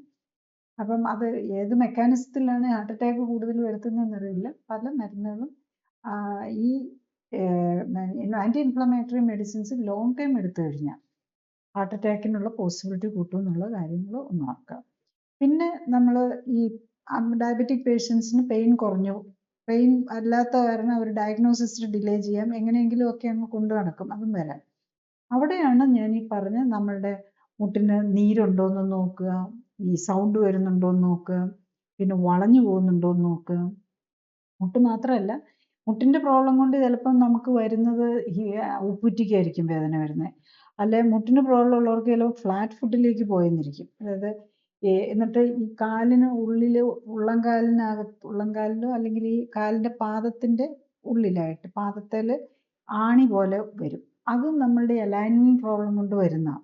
അപ്പം നമ്മളുടെ ബാലൻസ്, നമ്മളുടെ പാദം നമ്മൾ ഒരു പ്രത്യേക രീതിയിലാണ് അത് ആർച്ച്, ശരിക്കും പറഞ്ഞാൽ അറിയാമല്ലോ, കാലിൻ്റെ ആർച്ച് പോയി ഫ്ലാറ്റ് ഫുട്ടായി എന്നൊക്കെ പറയല്ലേ. അത് ആർച്ചൊക്കെ പ്രത്യേകിച്ച് ഡിസൈൻ ചെയ്തിരിക്കുന്നത് നമ്മളുടെ ആ വെയിറ്റ് ബെയറിങ് കറക്റ്റായിട്ട് എല്ലാവർക്കും. നമുക്ക് കുറേ അധികം അസ്ഥികളുണ്ട് കാലിൽ, ഇവരെല്ലാം കൂടെ കൂടിയാണ്. അപ്പം അതിൻ്റെ ഈ അലൈൻമെൻറ്റ് തെറ്റിക്കഴിഞ്ഞ് കഴിയുമ്പോഴാണ് നമ്മുടെ ഈവൻ പലപ്പോഴും കാലിനകത്ത് ആണി പോലെയുള്ള ഒരു വൈറൽ ഇൻഫെക്ഷൻ പോലെ ഉള്ള ആണി, മൾട്ടിപ്പിൾ ആണി വരുന്നതല്ല, ചില പോയിന്റിൽ പ്രഷർ പോയിന്റ്സിൽ ആണി പോലെ വന്ന് അവിടെയാണ് പലപ്പോഴും ഡയബറ്റിക് പേഷ്യൻസിന് ഈ അൾസർ പോലെ വരുന്നത്. ചിലപ്പോൾ അവർക്ക് വേദന അറിയില്ല. അതെങ്ങനെയാണ് ഈ കാലൊക്കെ ചാർക്കോട്ട് ഫൂട്ട് എന്ന് പറയും. ഈ ജോയിന്റുകളിലെല്ലാം കൂടെ കൂടി അങ്ങ് ആകെ അങ്ങ് ഡീജനറേറ്റഡ് ആയി പോകും. എന്നിട്ട് അതിൻ്റെ കൂടെ ഇൻഫെക്ഷനും കൂടെ വരും. അത് ഈ ചാർക്കോട്ട് ജോയിന്റ് എന്ന് പറയുന്ന ഫുട്ടിൻ്റെ ഒരു ജോയിന്റിന് കംപ്ലീറ്റ് ഡാമേജ് വന്നു പോകുന്ന ഒരു സിറ്റുവേഷനാണ് ഡയബറ്റിക് പേഷ്യൻറ്റിൽ. അതിലേക്കൊക്കെ എത്തിക്കാതെ നമ്മൾ നോക്കുക എന്നുള്ളതാണ്. എത്തിച്ചു കഴിഞ്ഞ് കഴിഞ്ഞാൽ അത് മിക്കവാറും കംപ്ലീറ്റ്ലി ഡിഫോംഡ് ആയി പോകും. ഡിഫോമിറ്റി മാറ്റാൻ പറ്റില്ല. ഞാൻ ഒരു പേഷ്യൻ്റെ കാര്യം ഓർക്കുന്നു. അദ്ദേഹം ഡയബറ്റിക് ആണ്, സിവിയർ ഡയബറ്റിക് ആയിട്ട് എൻ്റെ അടുത്ത് വരുമ്പോൾ ചാർക്കോട്ട് ഫുട്ടൊക്കെ ആയി സ്പെഷ്യൽ ചെരുപ്പൊക്കെ ഇട്ടാണ്. അതേ തന്നെ അൾസറായിരുന്നു. വർഷങ്ങളോളം ഈ ഇത് അൾസറുമായി ഇരുന്ന. ഇവൻ നടക്കുമ്പം ബ്ലഡ് വരും. നമുക്കൊന്ന് ഇത് ഡ്രസ്സിങ് ഇല്ലാതെ നടക്കാൻ പറ്റില്ല. പക്ഷേ ചക്കൗട്ട് ഫുഡ് നമുക്ക് കംപ്ലീറ്റ് മാറ്റാൻ, അതിൻ്റെ ആ ഡിഫോമിറ്റീസ് മാറ്റാൻ പറ്റിയില്ല. പക്ഷേ ഡയബറ്റീസും മാറ്റി നമുക്ക് അൾസറും മാറ്റാൻ പറ്റിയെന്നുള്ളത്. വർഷങ്ങളായിട്ട് ഇൻസുലിൻ എടുത്തുകൊണ്ടിരുന്ന പേഷ്യൻ്റ് ആണ്, എന്നിട്ട് പോലും ഡയബറ്റീസും മാറ്റി അൾസറും കംപ്ലീറ്റ് ഹീൽ ചെയ്തു.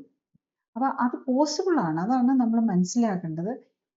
ഈ ജീവിതശൈലി രോഗങ്ങളെല്ലാം നമ്മൾ മനസ്സ് വെച്ച് കഴിഞ്ഞ് കഴിഞ്ഞാൽ മരുന്നില്ലാതെ കംപ്ലീറ്റ് മാറ്റാൻ പറ്റുന്നേ ഉള്ളൂ. പിന്നെ ജീവിതശൈലി രോഗങ്ങൾക്ക് ഏത് കൂടിയ മരുന്നാന്ന് പറഞ്ഞാൽ, എത്ര വലിയ ആശുപത്രിയാണെന്ന് പറഞ്ഞു കഴിഞ്ഞാലും, ഈവൻ നമ്മൾ മേയോ ക്ലിനിക്കിലോ ഹാർവാർഡ് സ്കൂൾ മെഡിക്കൽ സ്കൂളിലോ പോയാലും നമുക്ക് ഇതിനൊന്നും ഇവിടെ ഇന്ത്യയിലുള്ളതിനേക്കാളും കൂടുതൽ വലിയ ട്രീറ്റ്മെൻ്റ് ഒന്നും അവിടെ ഇല്ല. നമുക്കിന്ന് വെസ്റ്റേൺ കൺട്രീസിലുള്ള എല്ലാ ട്രീറ്റ്മെൻറ്റും നമുക്ക് ഇവിടെ അവൈലബിൾ ആണ്. എല്ലാ ഫെസിലിറ്റീസും നമുക്ക് ഇവിടെ അവൈലബിൾ ആണ്.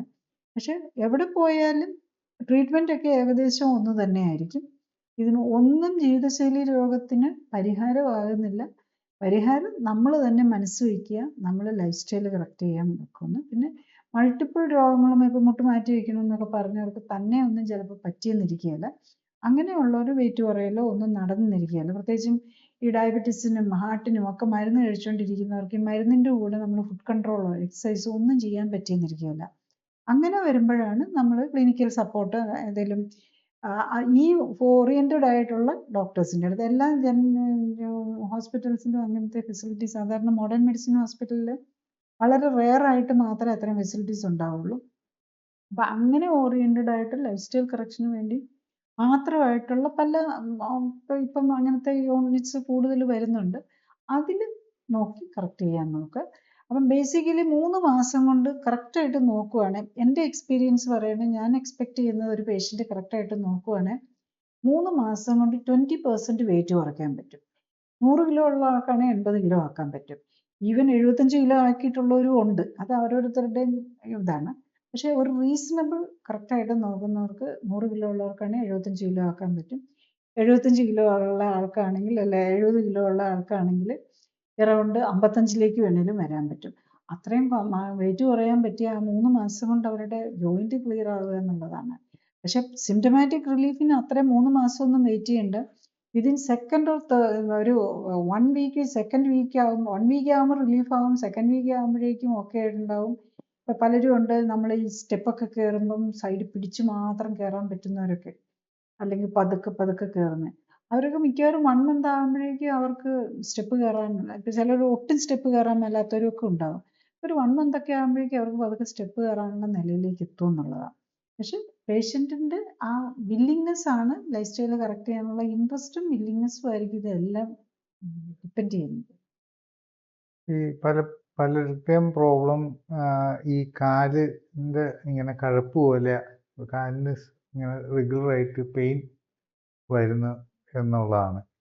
അപ്പം ഈ കാലിന് അങ്ങനെ റെഗുലറായിട്ട് പെയിൻ വരുന്നതും ഈ മുട്ടിൻ്റെ വേദനയായിട്ട് അത് മാറാനായിട്ടുള്ള എന്തെങ്കിലും സാധ്യതകളുണ്ടോ? ഈ കഴപ്പ് കാലിന് വരുന്നുണ്ടെങ്കിൽ ജീവിതശൈലി രോഗങ്ങൾ വരുന്ന ഒന്നായിട്ടായിരിക്കില്ല. ഒരു മുട്ടിന് പ്രോബ്ലം ഉള്ള ആൾക്ക് അത് മാത്രമാവില്ല, അവരുടെ കൂടെ വേറെ എന്തെങ്കിലുമൊക്കെ പ്രശ്നങ്ങളും കൂടെ ഉണ്ടാവും. ഈ കഴപ്പ് വരുമ്പോൾ അത് മിക്കവാറും ഒന്നെങ്കിൽ അത് മസിലിനെ ആയിരിക്കും ബാധിച്ചിരിക്കുന്നത്, അല്ലെങ്കിൽ രക്തയോട്ടം കുറവായിരിക്കും. അപ്പോൾ പെരിഫറൽ വാസ്കുലോപ്പതി എന്ന് പറയും. ഈ കാലിലേക്കുള്ള രക്തക്കുഴലുകൾക്ക് ബ്ലോക്ക് വരുന്നു. നമ്മൾ ഹാർട്ടിലേക്കുള്ള രക്തക്കുഴലിന് ബ്ലോക്ക് വരുമല്ലോ, അപ്പോഴല്ലേ നമ്മൾ സ്റ്റെൻ്റൊക്കെ, നമ്മൾ ആൻജിയോഗ്രാം ഒക്കെ വെച്ച് സ്റ്റെൻ്റൊക്കെ ഇടുന്നത്. ഇപ്പം ഇപ്പോഴത്തെ ഒരു പുതിയ ട്രെൻഡ്, ഈ ലാസ്റ്റ് 1 or 2 years ഇപ്പം നമ്മൾ കാലിൽ വേദന വന്നു കഴിഞ്ഞാൽ കാലിലും ആൻജിയോഗ്രാം ചെയ്ത് ആൻജിയോപ്ലാസ്റ്റി ചെയ്യുന്ന ട്രെൻഡൊക്കെ കൂടി വരുന്നുണ്ട്. അപ്പം ഇതൊക്കെ വാസ്കുലോപ്പതി, അതായത് രക്തക്കുഴലുകൾക്ക് അകത്ത് വരുന്ന ഡാമേജ് ആണ്, അതിനകത്ത് കൊഴുപ്പടിഞ്ഞു വരുന്നതാണ്.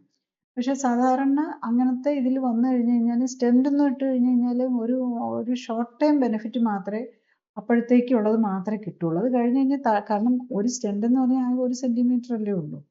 അത് നമ്മൾ മുകളിലിട്ടാൽ അതിൻ്റെ താഴത്തെ രക്തക്കുഴലുകൾക്ക് ബ്ലോക്ക് വരുന്നിട്ടുണ്ടാവുമല്ലോ. അപ്പോൾ അതുകൊണ്ട് നമ്മൾ അതുമാത്രം ഒരു സ്റ്റെൻ്റ് ഇട്ടൊന്ന് തുറന്നു കൊടുത്തുകൊണ്ട് ഒന്നും വലിയ ബെനിഫിറ്റ് വരികയില്ല. പക്ഷേ കുറച്ച് തീരെ വേദനയൊക്കെ ഉള്ളവർക്കാണെങ്കിൽ ചിലപ്പോൾ അങ്ങോട്ടൊന്ന് രക്തയോട്ടം കൂട്ടി കിട്ടിയെന്നിരിക്കും. സ്റ്റെൻറ്റ് ഇട്ടാലും ഇട്ടില്ലെങ്കിലും നമ്മളത് രക്തക്കുഴലുകളിലെ ബ്ലോക്ക് മാറ്റാനായിട്ട് ലൈഫ് സ്റ്റൈൽ കറക്റ്റ് ചെയ്യുക എന്നുള്ളതാണ്. ഡിസ്ലൈപ്പിഡീമിയ, അതായത് കൊളസ്ട്രോളൊക്കെ കൂടുതലുള്ളവർക്ക് അത് കറക്റ്റ് ചെയ്യാൻ വേണ്ടിയിട്ട് നമ്മൾ ഫുഡും എക്സസൈസും ചെയ്ത് കഴിഞ്ഞ് കഴിഞ്ഞാൽ ഈവൻ മരവിപ്പും വേദനയും കഴപ്പും ഒക്കെ കുറഞ്ഞു വരുന്നതേ ഉള്ളൂ. നമ്മൾ നമ്മളെല്ലാം ഞാനിപ്പം എൻ്റെ എക്സ്പീരിയൻസിൽ നമ്മളെല്ലാം മോണിറ്റർ ചെയ്തുകൊണ്ടാണ് ഇതിന് വളരെ ഫാസ്റ്റ് റിസൾട്ടാണ് വരുന്നത്. നമുക്ക് ആദ്യമൊക്കെ ചിലപ്പോൾ എക്സസൈസ് ഒക്കെ ചെയ്യാനായിട്ടൊന്നും സപ്പോർട്ട് ചെയ്യാനായിട്ട് 1 or 2 വീക്സ് എന്തെങ്കിലും നീർക്കെട്ട് കുറയാനും വേദന കുറയാനും ഒക്കെ ആയിട്ടുള്ള മരുന്നുകൾ എടുക്കേണ്ടി വരും. യൂഷ്വലി ഒരു മെഡിസിൻ്റെ തന്നെ അങ്ങനത്തെ സപ്പോർട്ടീവ് സിംറ്റമാറ്റിക് മെഡിസിൻസ് എല്ലാം ഇതിൻ്റെ ആദ്യത്തെ ഇനീഷ്യൽ ഫ്യൂ ഡേയ്സ് വേണമായിരിക്കും. അത് കഴിഞ്ഞ് കഴിഞ്ഞാൽ അതെല്ലാം നിർത്താം. അവർ കംഫർട്ടബിൾ ആയിട്ടുണ്ടാവും. കറക്റ്റായിട്ട് നോക്കുന്ന പേഷ്യൻ്റ് ആണെങ്കിൽ ഫസ്റ്റ് 1 മന്ത് കൊണ്ട് തന്നെ ഓൾമോസ്റ്റ് 10% വെയിറ്റ് റിഡക്ഷൻ കിട്ടും. ഇപ്പം ഞാൻ ഓർക്കുന്ന ഒരു പേഷ്യൻ്റ്, അവരാണെങ്കിൽ ശരിക്കും പറഞ്ഞാൽ സ്ട്രെച്ചറിലാണ് വന്നത്.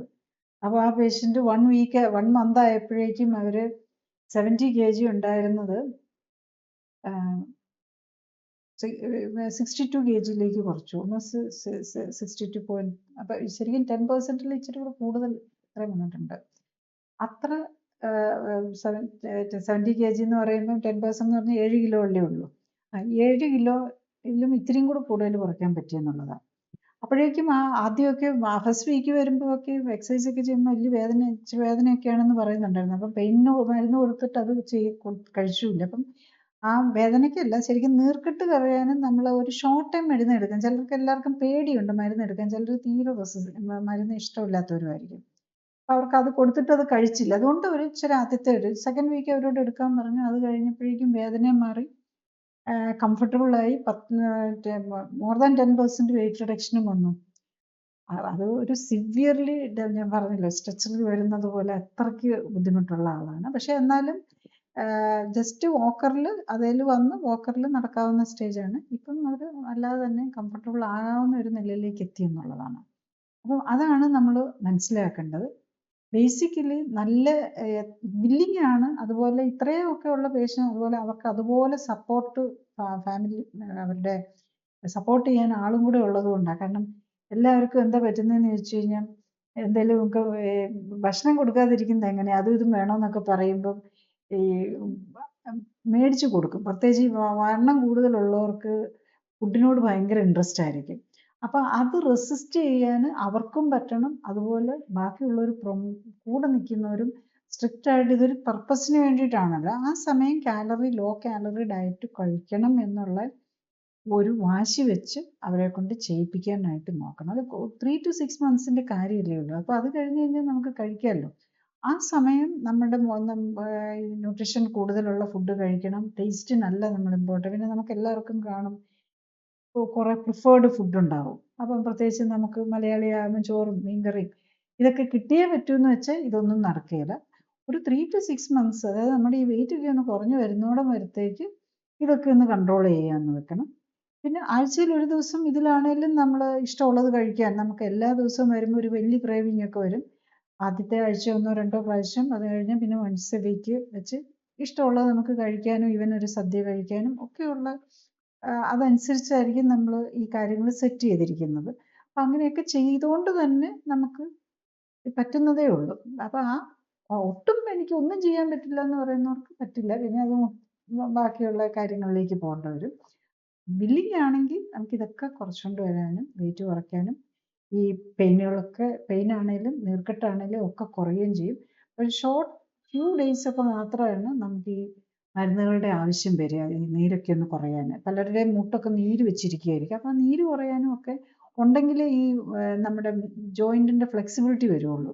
അപ്പോൾ ആദ്യമൊക്കെ നമുക്ക് ഒട്ടും ഫ്ലെക്സിബിൾ ഇല്ലാത്തവർ പലരും പറയാറുണ്ട്. ചിലർ ഡോക്ടറെ ഇപ്പോൾ എനിക്ക് നിസ്കരിക്കാനൊക്കെ പറ്റും, പണ്ടാണ് എനിക്ക് ഒന്നും പറ്റുകയില്ല, നിസ്കരിക്കാൻ ഇരുന്നുകൊണ്ട് സ്റ്റൂളിലിരുന്ന് വേണം നിസ്കരിക്കാൻ. ഇപ്പം നിസ്കരിക്കാനൊക്കെ പറ്റുന്നുണ്ട്. അപ്പം അത് ഓരോരുത്തരുടെ അതുപോലെ ക്രിസ്ത്യൻസ് ആണെങ്കിൽ പറയും പള്ളിയിൽ പോയി മുട്ട നിൽക്കാനൊന്നും പറ്റില്ല, ഇപ്പോൾ മുട്ട നിൽക്കാൻ പറ്റുന്നുണ്ട്. അപ്പം അങ്ങനെ ഓരോരുത്തരുടെയും ലൈഫ് സ്റ്റൈൽ അനുസരിച്ച് അവർ പറയാറുണ്ട്. ചിലർക്ക് സ്റ്റെപ്പ് കയറാനാണ് പറ്റാത്തത്, സ്റ്റെപ്പ് കയറാൻ പറ്റുന്നുണ്ട്. അല്ലെ എനിക്ക് പിടിച്ചുകൊണ്ട് മാത്രമേ സ്റ്റെപ്പ് കയറാൻ പറ്റുള്ളൂ, ഇപ്പോൾ എനിക്ക് കൈ വിട്ടാണെങ്കിലും ധൈര്യമായിട്ട് സ്റ്റെപ്പ് ഇറങ്ങാൻ പറ്റുന്നുണ്ട്.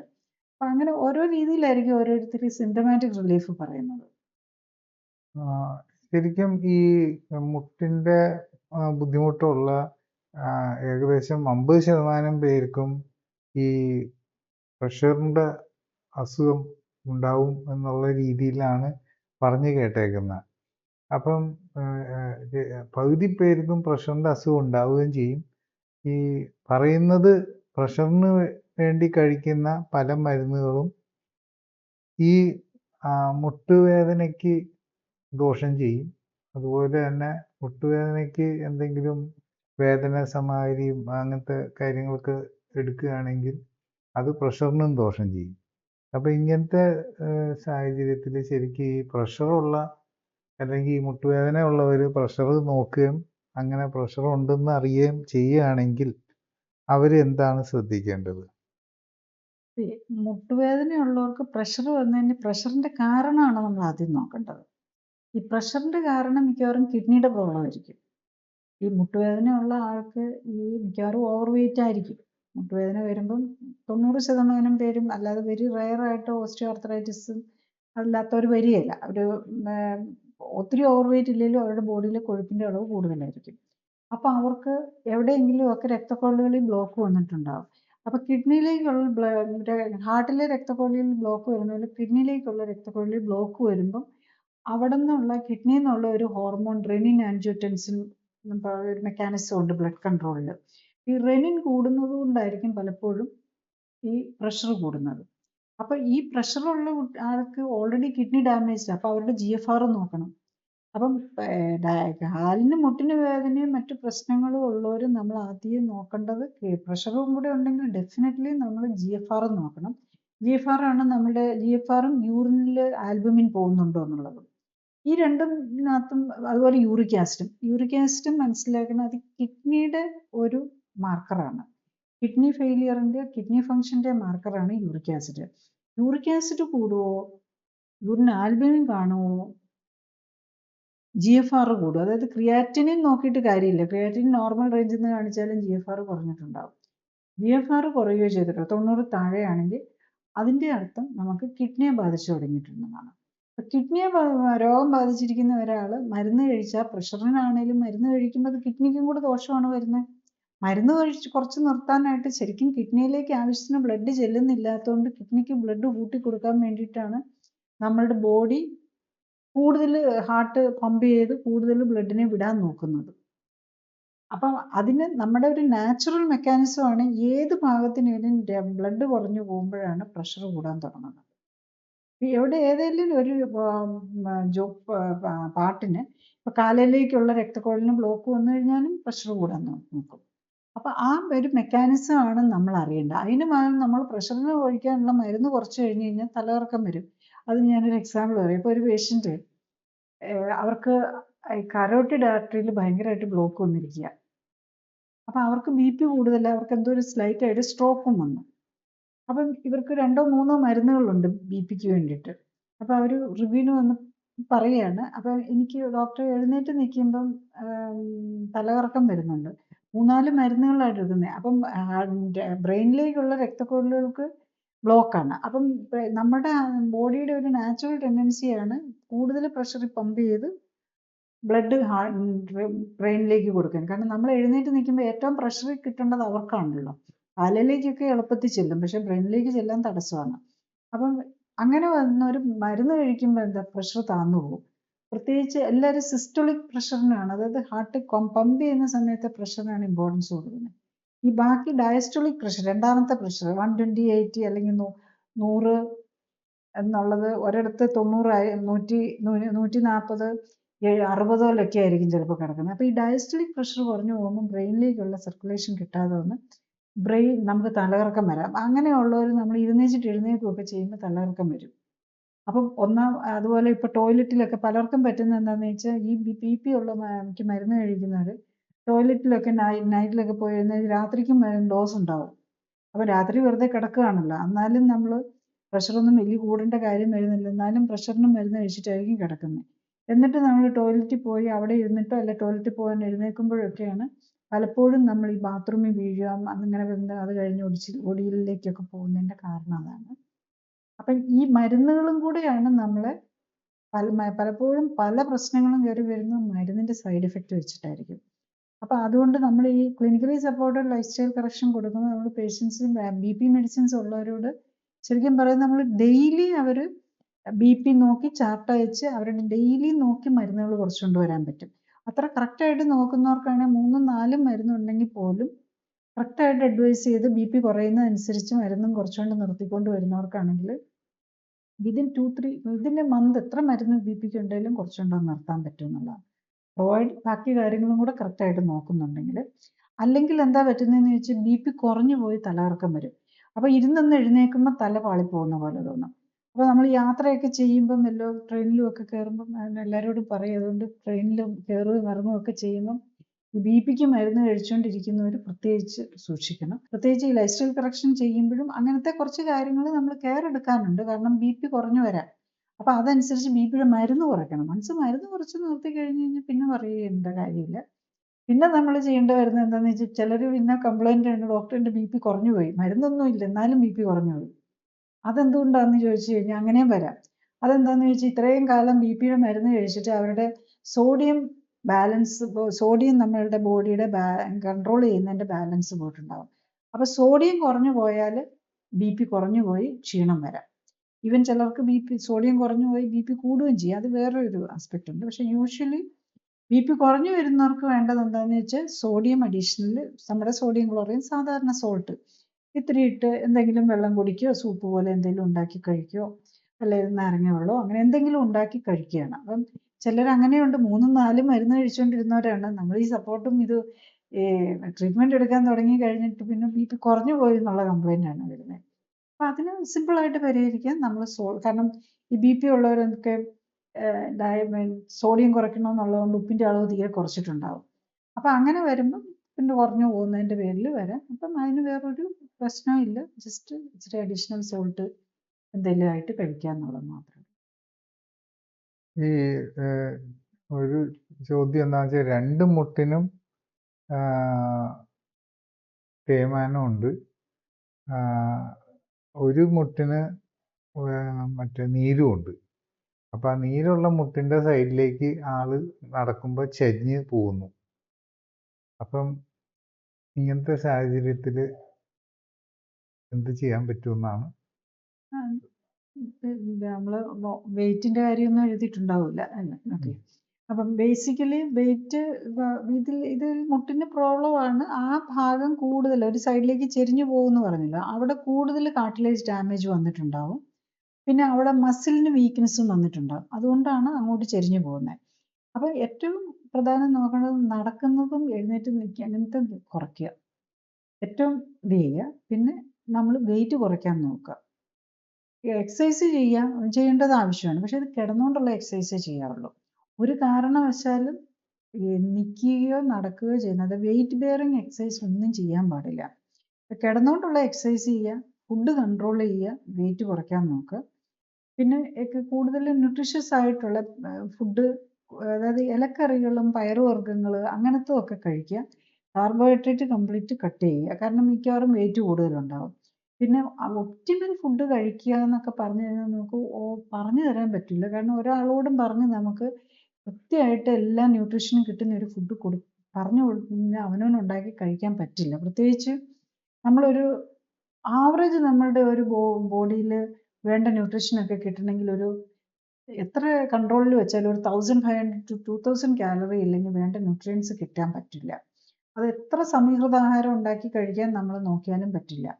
അപ്പം നമുക്ക് ഇമ്മീഡിയറ്റ്ലി ഒരു ഫാസ്റ്റ് റിസൾട്ടും കിട്ടണമെന്നുണ്ടെങ്കിൽ എല്ലാ ന്യൂട്രീഷനും വേണം. പ്രത്യേകിച്ച് വെയിറ്റ് റിഡക്ഷനും കൂടെ വേണ്ടി വരുന്നവർക്ക് എല്ലാ ന്യൂട്രീഷനും കിട്ടണം. അതിനകത്ത് കാലറി ഏറ്റവും കുറവായിരിക്കണം. അതുപോലെ കളറും പ്രിസർവേറ്റീവും, കാരണം ഇതിനകത്തെല്ലാം ഇൻഫ്ലമേഷൻ കൂടുതലാണ്. അപ്പോൾ കളറും പ്രിസർവേറ്റീവ്സും ഇങ്ങനെ ഇൻഫ്ലമേറ്ററി ഫുഡ്, ഇൻഫ്ലമേഷൻ കൂടുതലുണ്ടാകുന്ന ഫുഡ് കഴിക്കാൻ പാടില്ല. പിന്നെ ഓയിലിന് കൺട്രോൾ വേണം, omega-6 കൂടുതലുള്ളത് പാടില്ല. അങ്ങനെ കുറേ റെസ്ട്രിക്ഷൻസ് വരും. അത് നമുക്ക് ഒരു ഓവറായിട്ട് നമുക്ക് പറഞ്ഞു തന്നെ ചെയ്യിപ്പിക്കാൻ പറ്റില്ല.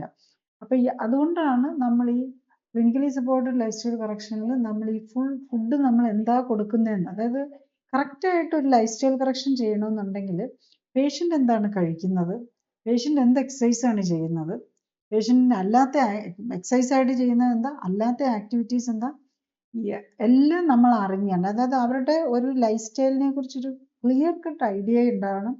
അത് റെക്കോർഡിക്കലായിട്ട് കിട്ടണം. അങ്ങനെയൊക്കെ വന്നാൽ മാത്രമേ നമുക്കൊരു ക്ലിയർ ഡയറക്ഷൻ കൊടുക്കാൻ പറ്റുള്ളൂ. അതാണ് നമ്മൾ ഈ clinically supported life style correction ചെയ്യുന്നത്. അപ്പം വേണ്ട ന്യൂട്രീഷൻ എല്ലാം ഉണ്ടെന്ന് ഉറപ്പാക്കാനും അതിനകത്ത് ഇങ്ങനെ ടോക്സിൻസ് ഏറ്റവും കുറഞ്ഞ രീതിയിൽ എല്ലാ ന്യൂട്രീഷനും കിട്ടുന്നു എന്നും ഏറ്റവും കുറഞ്ഞ കാലറി അളവിൽ എല്ലാ ന്യൂട്രീഷനും കിട്ടുന്നു എന്ന് ഉറപ്പാക്കാനാണ് നമ്മളൊരു സപ്പോർട്ട് ന്യൂട്രീഷൻ ആയിട്ട് കൊടുക്കുന്നത്. പിന്നെ അതിൻ്റെ കൂടെ ഓരോരുത്തരുടെയും ബോഡിയുടെ ക്യാരക്ടർ അനുസരിച്ചും അവർക്ക് അഡീഷണൽ ആയിട്ടുള്ള ഫുഡ് കഴിക്കുക. ആ കഴിക്കുന്ന സാധനമാണെങ്കിൽ അവരുടെ ബോഡി റിയാക്ട് ചെയ്യുന്ന ടൈപ്പ് ആണോ എന്നറിയാം. അതായത് ഇതെല്ലാം ഒരു ഇമ്മ്യൂൺ സിസ്റ്റം ആണല്ലോ നമ്മളെ ഹീൽ ചെയ്യേണ്ടത്. അപ്പോൾ ഇമ്മ്യൂൺ സിസ്റ്റത്തിന് അതൊരു ഫോറിനാണ് അല്ലെങ്കിൽ എനിക്ക് പറ്റാത്തതാണെന്ന് കാണുന്നു. ഇമ്മ്യൂൺ സിസ്റ്റം അതിനെ റിയാക്ട് ചെയ്യുന്ന തരം ഫുഡ് നമ്മൾ കഴിച്ചു കഴിഞ്ഞാലും നമ്മളുടെ ഹീലിംഗ് പ്രോപ്പർ ആവില്ല. അപ്പം ഇതെല്ലാം അറിയാൻ വേണ്ടിയിട്ട് നമ്മൾ ക്ലിയർ ആയിട്ട് നമ്മൾ കുറേ ടെസ്റ്റുകൾ, നമ്മൾ ഏത് ഫുഡാണ് പറ്റുന്നത് ഏത് പറ്റുകയില്ല ഇതൊക്കെ അറിയാനായിട്ട് നമ്മൾ ഡീറ്റെയിൽ ആയിട്ട് ടെസ്റ്റും കൂടെ നോക്കി. അങ്ങനെ പിന്നെ നമ്മുടെ ബോഡിയിൽ എന്തോരം ടോക്സിൻസ് അടിഞ്ഞിട്ടുണ്ട്, ഇങ്ങനെ കുറച്ചൊരു ഡീറ്റെയിൽ ആയിട്ട് ടെസ്റ്റുകളും ഒക്കെ നോക്കിയിട്ട് മാത്രമേ ചെയ്യുമ്പോഴാണ് ഈ ലൈഫ് സ്റ്റൈൽ കറക്ഷൻ പ്രോപ്പറായിട്ട് ഈ പറയുന്ന നമ്മൾ ഈ ഉദ്ദേശിക്കുന്ന പോലെയുള്ള ഫാസ്റ്റ് റിസൾട്ടൊക്കെ കിട്ടുന്നത്. അപ്പം നമ്മൾ അല്ലാതെ ജസ്റ്റ് ഒരു അഡ്വൈസ് കൊടുത്ത് ലീഫി വെജിറ്റബിൾസ്, ഇപ്പം നമുക്ക് അഡ്വൈസ് കൊടുക്കാൻ പറ്റുന്ന ലീഫി വെജിറ്റബിൾസും പയറുവർഗ്ഗങ്ങളും കഴിക്കുക. നോൺ വെജ് കഴിക്കുന്നവർക്കാണെങ്കിൽ മോഡറേറ്റ് ആയിട്ട് അത് കഴിക്കാം. ബാക്കി ധാന്യങ്ങളായിട്ടും കിഴങ്ങ് വർഗ്ഗങ്ങളായിട്ടും ഉള്ളതെല്ലാം കുറയ്ക്കുക. ഫ്രൂട്ട്സും വെജിറ്റബിൾസും ഒക്കെ ആണെങ്കിൽ ലീഫി വെജിറ്റബിളിൽ മാത്രം കോൺസെൻട്രേറ്റ് ചെയ്യുക. ഇതൊക്കെയാണ് നമുക്കൊരു ജനറലായിട്ട് തരാൻ പറ്റുന്ന. പക്ഷെ ഒത്തിരി പ്രോബ്ലംസ് ഉള്ളവർക്ക് ഇതിനകത്തുനിന്ന് തന്നെ എല്ലാം കിട്ടണമെന്നില്ല. പിന്നെ നമ്മൾ കഴിക്കുന്ന സാധനം ചിലപ്പോൾ നമുക്ക് പറ്റാത്തതായിരിക്കും.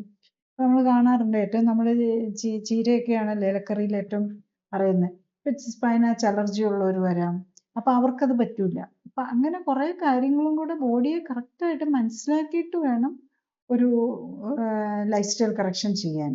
പിന്നെ സെൽഫായിട്ട് നോക്കാം, അതിനകത്ത് റിസൾട്ട് കിട്ടുന്നുണ്ടെങ്കിൽ അത് മതി, നമുക്ക് രോഗം മാറിയാൽ മതിയല്ലോ. ഈ സെൽഫായിട്ട് ഈ പറഞ്ഞതുപോലെ നമ്മൾക്ക് നോക്കുക. റിസൾട്ട് ആകുന്നില്ല എന്നുണ്ടെങ്കിൽ നമ്മൾ സപ്പോർട്ട് എടുക്കാൻ നോക്കുക. ഇപ്പം സാധാരണഗതിയിൽ ഇങ്ങനെ ഈ മുട്ടിൻ്റെ പ്രശ്നങ്ങൾ വരുമ്പോൾ അത് നോക്കാനായിട്ട് ഈ ട്യൂബ് വെച്ച് ഇൻസേർട്ട് ചെയ്ത് ചെക്ക് ചെയ്ത് നോക്കുന്ന ഒരു രീതി, ലാപ്രോസ്കോപ്പിക് രീതിയിൽ മുട്ടിൻ്റെ കാര്യങ്ങൾ മനസ്സിലാക്കിയെടുക്കാൻ ശ്രമിക്കാറുണ്ടല്ലോ. അതുപോലെ തന്നെ ആ ലാപ്രോസ്കോപ്പി വഴി തന്നെ ഈ കുറച്ച് സർജിക്കൽ കാര്യങ്ങൾ ചെയ്യാറുണ്ട് എന്ന് കേട്ടിട്ടുണ്ട്. പക്ഷേ അതേസമയം ചില സന്ദർഭങ്ങളിൽ ഈ മുട്ട് മാറ്റിവെക്കലിലേക്ക് പോവാറുണ്ട്. എന്തുകൊണ്ടാണ് ഇങ്ങനെ ഒരു വ്യത്യാസം വരിക? ഇത് ശരിക്കും ലാപ്രോസ്കോപ്പി അല്ല, അത് എൻഡോസ്കോപ്പി എന്ന് പറയും. അത് ജനറലി, അതായത് ലാപ്രോസ്കോപ്പ് എന്ന് പറയുന്നത് നമ്മൾ വയറിനകത്തേക്ക് നോക്കുന്നതിനെയാണ്. ബാക്കിയുള്ള എല്ലാ കീഹോൾ അല്ലെങ്കിൽ എൻഡോസ്കോപ്പി, അതായത് ഉള്ളിലേക്ക് നോക്കുന്ന ഒന്നാണ്. അപ്പം മുട്ടിൻ്റെ ആണെങ്കിൽ മുട്ടിൻ്റെ ആർത്രോസ്കോപ്പി എന്നാണ് പറയുന്നത്. ഓരോ ഭാഗത്തിന് പറയുമ്പോൾ ഓരോരോ പേര് വെച്ചാണ് പറയുന്നത്. ആർത്രോസ്കോപ്പി ജോയിനകത്തേക്ക് നോക്കുക എന്നുള്ളതാണ്. അപ്പം നമ്മളൊരു ചെറിയ മുറിവിട്ടിട്ട് അതിനകത്തൂടെ നമ്മൾ വെള്ളം കയറ്റി ജോയിൻറ്റിനകത്ത് നിറയ്ക്കും. അപ്പോൾ വയറിനകത്താണെങ്കിൽ നമ്മൾ ചെയ്യുമ്പം ലാപ്രോസ്കോപ്പിയിൽ ചെയ്യുമ്പോൾ നമ്മൾ എയർ കയറ്റി നിറയ്ക്കുകയാണ് ചെയ്യുന്നത്. അപ്പോൾ ഓരോ സ്ഥലത്തിനും അതിനനുസരിച്ച് പ്രത്യേകിച്ച് നമ്മൾ carbon dioxide air embolism വരും. അതുകൊണ്ട് കാർബൺ ഡൈ ഓക്സൈഡ് എംബോളിസം വന്നാൽ അത് ബ്ലഡിലേക്ക് അത് അബ്സോർബ് ചെയ്തോളൂ. അപ്പം ജോയിൻറ്റിലാണെങ്കിൽ യൂഷ്വലി നോർമൽ സെലൈൻ ആണെന്ന് തോന്നുന്നു. ഞാൻ എൻ്റെ എക്സ്പേർട്ട് അല്ല, എന്നാലും ഞാൻ എൻ്റെ ജനറൽ നോളജ് വെച്ച് പറയാണ്.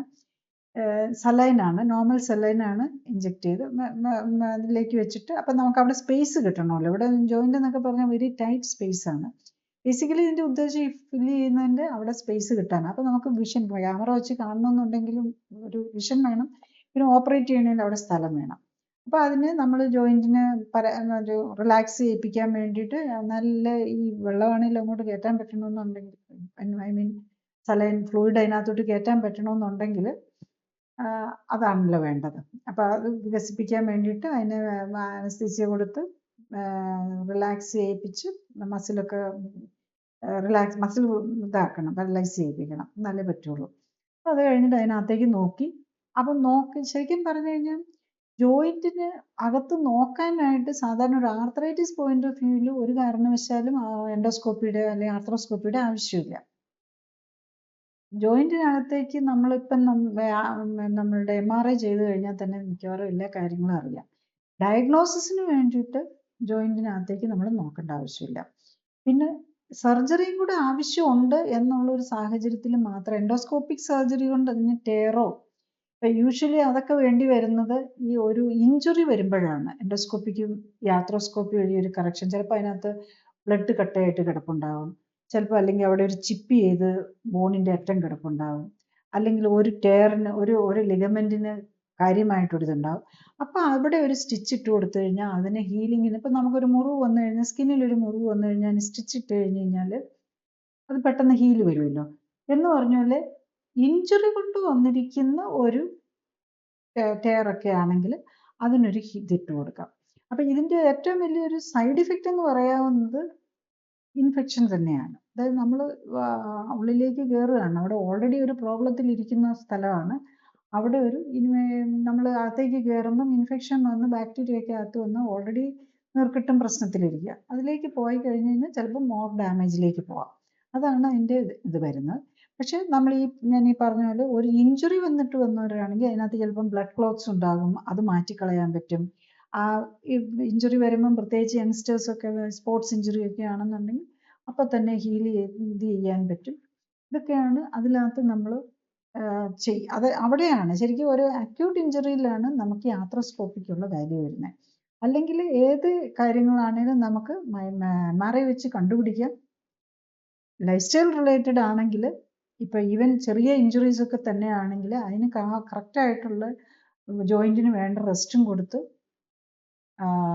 നമ്മൾ ലൈഫ് സ്റ്റൈൽ കറക്ഷൻ ചെയ്ത് എന്തുകൊണ്ട് ഈ ജോയിന്റ് വീക്കായി, എന്തുകൊണ്ട് ലിഗമെന്റ് വീക്കായി, അല്ല എന്തുകൊണ്ട് മിനിസ്കസ് എന്ന് പറയുമ്പോൾ അതിൻ്റെ തരുണാസ്ഥിയുടെ ഭാഗമാണ്. പലപ്പോഴും MRIയിലെ റിപ്പോർട്ടുകൾ അങ്ങനെയായിരിക്കും, meniscal damage, meniscal fracture, multiple small fractures, ഇങ്ങനെയൊക്കെ പറഞ്ഞായിരിക്കും വരുന്നത്. മിനിസ്കസ് എന്ന് പറഞ്ഞാൽ തരുണാസ്ഥിയില. ഇതിനൊന്നും നമ്മൾ തരുണാസ്ഥിയൊക്കെ പോയി തൊട്ട് കഴിഞ്ഞ് കഴിഞ്ഞാൽ അവിടെ അതിന് എന്തെങ്കിലും വന്നു കഴിഞ്ഞ് കഴിഞ്ഞാൽ അതിനെ നമുക്ക് റീപ്ലേസ് ചെയ്യാനോ ഒന്നും പറ്റില്ല. തരുണാസ്ഥി എന്ന് പറയുന്നതിനാണ് ബോൺ വളരേണ്ടത്. ബോണിൻ്റെ ഏറ്റവും ലൈവ്ലി ആയിട്ടുള്ള പാർട്ടാണ്. അതിനെയൊക്കെ റിമൂവ് ചെയ്ത് കഴിഞ്ഞ് കഴിഞ്ഞാൽ പിന്നെ അതിനെ റീജനറേറ്റ് ചെയ്യാനേ പറ്റില്ല. അതിലിപ്പോൾ ഏറ്റവും മിനിമം ഡാമേജ്, ഒരു കാരണവശാലും അതിനെയൊക്കെ റിമൂവ് ചെയ്യാതെ ഇരിക്കുമ്പോഴാണ് നമ്മൾ അതിനെ റിപ്പയർ ചെയ്യാൻ പറ്റുള്ളൂ.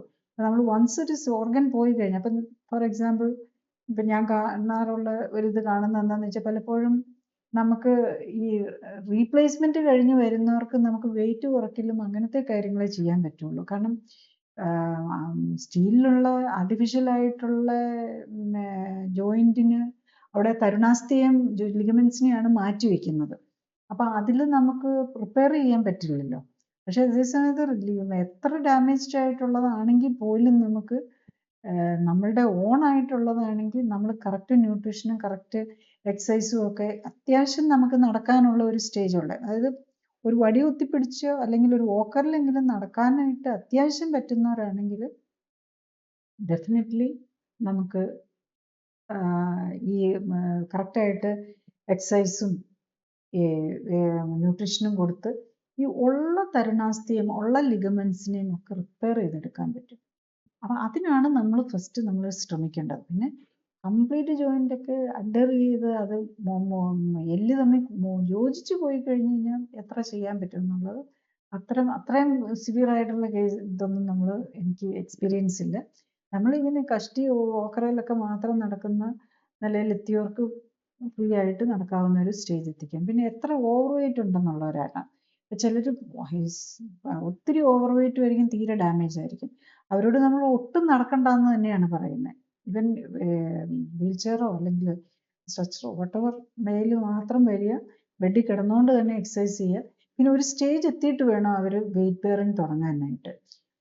അവർക്ക് ചിലർക്ക് കാണുകയല്ല, ഇങ്ങനെ വീൽ ചെയറിലിരുന്ന് പോയിട്ടുണ്ടാകും, ഹോൾ മസിൽസും എല്ലാം വീക്കായിട്ടുണ്ടാകും. അത് ഗ്രാജുവലി വേണം പിന്നെ അത് അവരുടെ മസിലും കൂടെ സ്ട്രെങ്തൻ ചെയ്തിട്ട് വേണം അവർ വെയിറ്റ് ബെയറിങ് നടക്കാനും വോക്കറിൽ നടക്കാനും ഒക്കെ ഉള്ളൊരു നിലയിലേക്ക് കൊണ്ടുപോകുന്നത്. റെഗുലർലി അതൊരു എക്സസൈസിൻ്റെ പാർട്ടായിട്ട്. അല്ലെങ്കിൽ നമ്മളല്ലാതെ കിടന്നുകൊണ്ടുള്ള എക്സസൈസ് ചെയ്ത് വെയിറ്റും കുറച്ച് ജോയിൻറ്റിന് റിപ്പയർ ചെയ്യാനുള്ള ടൈം കൊടുക്കുക എന്നുള്ളതാണ് വേണ്ടത്. ഈ ഇങ്ങനെ ഈ മുട്ടുവേദനയുടെ കാര്യം പറയുമ്പോൾ പലപ്പോഴും പറഞ്ഞു കേട്ടേക്കുന്നത് ഈ മസിലിൻ്റെ ബലക്ഷയം കൊണ്ടാണ് ഇങ്ങനൊരു കാര്യം തന്നെ തുടങ്ങുന്നത്. അപ്പം ഈ മസിലിൻ്റെ ഇങ്ങനെ ബലപ്പെടുത്താനായിട്ട് ശരിക്കും എന്തെങ്കിലും രീതിയിൽ മരുന്നുകളോ എന്തെങ്കിലും ഉള്ളതായിട്ട് അങ്ങനെ കേട്ടിട്ടില്ല. പക്ഷെ അതേസമയം പറയുന്നത് എക്സർസൈസ് മാത്രമാണ് ഈ മസിലിനെ, എക്സർസൈസും ഭക്ഷണവും മാത്രമാണ് ഈ മസിലിനെ കറക്റ്റാക്കി എടുക്കാനായിട്ട് സാധിക്കുകയുള്ളൂ. അപ്പം അങ്ങനത്തെ സാഹചര്യത്തിൽ ഈ മുട്ടുവേദന ഉള്ള ആൾ എന്താ ചെയ്യുക?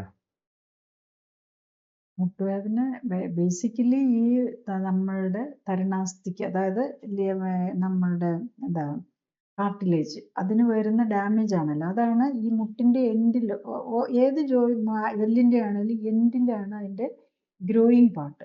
അതിനാണ് നമ്മൾ തരുണാസ്ഥി അല്ലെങ്കിൽ കാർട്ടിലേജ് എന്നൊക്കെ പറയുന്നത്. അതിനാണ് ഡാമേജ് വരുന്നത്. അപ്പോൾ അതിൽ ഡാമേജ് വരാൻ നമ്മുടെ മസിലിൻ്റെ പുള്ളും ടെൻഷനും ഉണ്ടല്ലോ. നമ്മളൊരു മസിൽ എപ്പോഴും നമ്മുടെ ജോയിൻറ്റിനെ ഒന്ന് സെപ്പറേറ്റ് ചെയ്യാൻ ഒരു പ്രത്യേക രീതിയിലാണ്. ഇതെല്ലാം വളരെ ബാലൻസ്ഡ് ആൻഡ് വളരെ വെൽ ഡിസൈൻഡ് ആണ്. അപ്പം നമ്മുടെ മസിലിൻ്റെ വീക്ക്നെസ് വന്നു കഴിഞ്ഞാൽ, ഇപ്പോൾ ഒരാൾ കുറേ ദിവസം വീൽ ചെയറിൽ ഇരുന്ന് കഴിഞ്ഞ് കഴിഞ്ഞാൽ, അല്ലെങ്കിൽ നടക്കുന്നില്ലെന്നായി കഴിഞ്ഞാൽ അയാളുടെ മസിൽ വീക്കാവും. മസിൽ ശരിക്കും അയാളുടെ വെയിറ്റ് പലപ്പോഴും ശ്രദ്ധിച്ചാൽ അറിയാം, ഈ കുറച്ച് നാൾ ബെഡ് റിഡൻ ആയി കഴിഞ്ഞ് കഴിഞ്ഞാൽ അവരുടെ മസിൽ മുഴുവൻ പോകും. പക്ഷെ അതേ സമയത്ത് നമ്മൾ കുറേ കൂടുതൽ ഫുഡൊക്കെ കൊടുത്തിട്ടുണ്ടെങ്കിൽ അവർ വണ്ണം വയ്ക്കുകയായിരിക്കും ചെയ്തിരിക്കുന്നത്. പക്ഷെ അവരുടെ അത് മുഴുവൻ ഫാറ്റായിരിക്കും. അപ്പം മസിൽ വീക്കാവും. നമുക്ക് ഓവർ വെയ്റ്റിലേക്കൊക്കെ പോകുന്നവർക്ക് എല്ലാവരുടെയും പ്രോബ്ലം എന്താണെന്ന് വെച്ചാൽ, മസിൽ അവർ മെലിഞ്ഞിരിക്കുന്നതിനേക്കാളും മസിൽ കുറവായിരിക്കും. ഈ കൂടുതലുള്ളത് മുഴുവൻ കൊഴുപ്പായിരിക്കും. അപ്പം ഈവൻ ഈ കൊഴുപ്പ് പോയി നമ്മളുടെ മസിലിൻ്റെ ഇടയിലും കൂടെ അടിയും. എന്ന സ്ഥലമില്ലല്ലോ. വയറിനുള്ളിലും നെഞ്ചിനുള്ളിലും എല്ലാം കൊഴുപ്പായിരിക്കും. പിന്നെ എന്ന സ്ഥലമില്ലാതെ വരുമ്പോൾ ഈ മസിലിനുള്ളിലും കയറാൻ തുടങ്ങും. അപ്പം അതോടുകൂടി ഈ മസിൽ മോർ വീക്കറായി വരും. അവിടെ നീർക്കെട്ട് വരാൻ തുടങ്ങും. അപ്പം മസിലിന് വീണ്ടും അത് ഈ ഫാറ്റ് എന്ന് പറയുന്നത് തന്നെ ഒരു ഇൻഫ്ലമേഷനാണ്. പ്രത്യേകിച്ച് നമ്മൾ ഈ കശുവണ്ടിയും കപ്പലണ്ടിയും ബദാം, ഈ ഒമേഗ 6 കൂടുതലുള്ള ഓയിലും ഇതുമെല്ലാം നമ്മൾ ഈ പേസ്ട്രിയും ഇതുപോലത്തെ നമ്മളെ ബേക്കറി ഐറ്റംസും എല്ലാം വെച്ച് വരുന്ന അതിനകത്തെ ഫാറ്റ് തന്നെ ഇൻഫ്ലമേറ്ററി ഫാറ്റാണ്. അപ്പം മസിലും വീക്കായിട്ടുണ്ട്. ആ മസിൽ വീക്ക്നെസ്സിൽ നിന്നാണ് ഇത് ബേസിക്കലി തുടങ്ങുന്നത്. മസിൽ വീക്കാവും, അതിനോടൊപ്പം തന്നെ ജോയിൻറ്റ് ക്യാപ്സ്യൂളിനൊക്കെ ഡാമേജ് വരും. ഇനി ഓട്ടോ ഇമ്മ്യൂൺ പ്രോസസ്സിലേക്ക് പോകും. പിന്നെ അതിൻ്റെ ഇടയിൽ എവിടെയെങ്കിലും ഒന്ന് വീഴുകയോ എല്ലാം ചെയ്ത് ചെറിയതായിട്ട് ഉള്ളിലൊരു ഇത് വന്നു കഴിഞ്ഞാൽ അവിടെ ഒരു ഇൻഫ്ലമേഷൻ സ്റ്റാർട്ട് ചെയ്യും. പിന്നെ ആ ഇൻഫ്ലമേഷൻ അങ്ങ് കൺട്രോൾ ഇല്ലാതെ പോയി ഓട്ടോ ഇമ്മ്യൂൺ ഡിസീസിലേക്ക് പോവുകയാണ് ചെയ്യുന്നത്. അതാണ് ഈ ഓസ്റ്റിയോആർത്രൈറ്റിസ് പലപ്പോഴും സംഭവിക്കുന്നത്. മിക്കവാറും എല്ലാവർക്കും കാണും, എന്തെങ്കിലും ഒരു ഹിസ്റ്ററി പറയാനുണ്ടാവും. എപ്പോഴെങ്കിലും ഒന്ന് വീണു, അല്ലെങ്കിൽ ഒരു ആക്സിഡൻറ്റ് വന്നു, അതിനോടുകൂടി ജോയിൻറ്റിന് ഒരു പ്രോബ്ലം വന്ന് അതിനെ തുടർന്നാണ് ഇത് തുടങ്ങിയെന്ന് നമ്മൾ ഓർക്കുന്നില്ലെങ്കിൽ തന്നെ നമ്മൾ റിട്രോസ്പെക്റ്റീവ്ലി ചിന്തിച്ച് നോക്കിയാൽ അറിയാം. അതിൽ നിന്ന് പതുക്കെ ആയിരിക്കും ഇത് തുടങ്ങി വരുന്നത്. അപ്പം ഇതിന് നമ്മൾ പരിഹാരം വേറൊന്നുമില്ല. എക്സസൈസ് ചെയ്യുക, മസിൽ സ്ട്രെങ്തൻ ചെയ്യുക. നമ്മൾ കറക്റ്റായിട്ടുള്ള എക്സസൈസ് ചെയ്തുകൊണ്ട് മാത്രം മസിൽ സ്ട്രോങ് ആവില്ല. അപ്പം നമ്മൾ ആ മസിൽ ഡെവലപ്മെൻറ്റിന് വേണ്ടിയിട്ട് പ്രോട്ടീനും അതുപോലെ വൈറ്റമിൻസും മിനറൽസും ഉള്ള കറക്റ്റായിട്ടുള്ള ഫുഡും കൂടെ കഴിക്കണം. അല്ലെങ്കിൽ നമ്മൾ ഡയറ്റ് ചെയ്തുകൊണ്ട് വെയിറ്റ് കുറയ്ക്കാൻ നോക്കും. ഡയറ്റ് ചെയ്തുകൊണ്ട് വെയിറ്റ് കുറയ്ക്കും. ഡയറ്റ് വേണം. അയാൾ കാർബോഹൈഡ്രേറ്റ് മാത്രമേ അല്ലെങ്കിൽ ഫാറ്റ് മാത്രമേ കട്ട് ചെയ്യാവുള്ളൂ, കാലറി മാത്രമേ കട്ട് ചെയ്യാവുള്ളൂ. ബാക്കിയുള്ള എല്ലാ ന്യൂട്രിയൻസും നമ്മളൊരു 14 വൈറ്റമിൻസ് ഉണ്ട്, എ ബി സി ഡി, പിന്നെ ഒരു 14 മിനറൽസ് ഉണ്ട്. അതുപോലെ ഈ അയണൊക്കെ മസിൽ ബിൽഡിങ്ങിന് വേണ്ട സാധനങ്ങളാണ്. അപ്പം ആ മിനറൽസ് വേണം. പിന്നെ പ്രോട്ടീൻ വേണം. പ്രോട്ടീൻ ആണെങ്കിൽ തന്നെ കറക്റ്റ് പ്രൊപ്പോർഷനിലായിരിക്കണം. നമ്മുടെ മസിൽ പ്രോട്ടീൻ ഇപ്പം പ്ലാന്റ് പ്രോട്ടീൻ പോലെ ആവണമെന്നില്ല നമ്മളുടെ മസിൽ പ്രോട്ടീൻ. അപ്പോൾ ആ പ്രോട്ടീൻ്റെ ആ പ്രൊപ്പോർഷൻസ് ഉണ്ട്, അതിൻ്റെ അമിനോ ആസിഡ്സിൻ്റെ പ്രൊപ്പോർഷൻസ്. അപ്പോൾ എല്ലാ അമിനോ ആസിഡ്സും കൃത്യം പ്രൊപ്പോർഷനിലായിരിക്കണം. നമുക്ക് ഫാറ്റ് ആവശ്യമാണ് ബോഡി ബിൽഡിങ്ങിന്. അതിന് ഒമേഗ 3ഉം 6ഉം ഫാറ്റാണ്. പക്ഷെ ജനറലി നമ്മുടെ ബോഡിയിൽ ഇത്തിരി ഒമേഗ 6 കൂടുതലാണ്. അതുകൊണ്ട് ഓവർ വെയിറ്റ് ഉള്ളവർ ഒമേഗ 6ഉം സാച്ചുറേറ്റഡ് ഫാറ്റും ഏറ്റവും കുറഞ്ഞ് ഒമേഗ 3 ആണ് നമുക്ക് വേണ്ടത്. ഒമേഗ 3യും വേണമെങ്കിൽ കുറച്ച് നിലയിൽ ഒമേഗ 9ഉം ആകാം.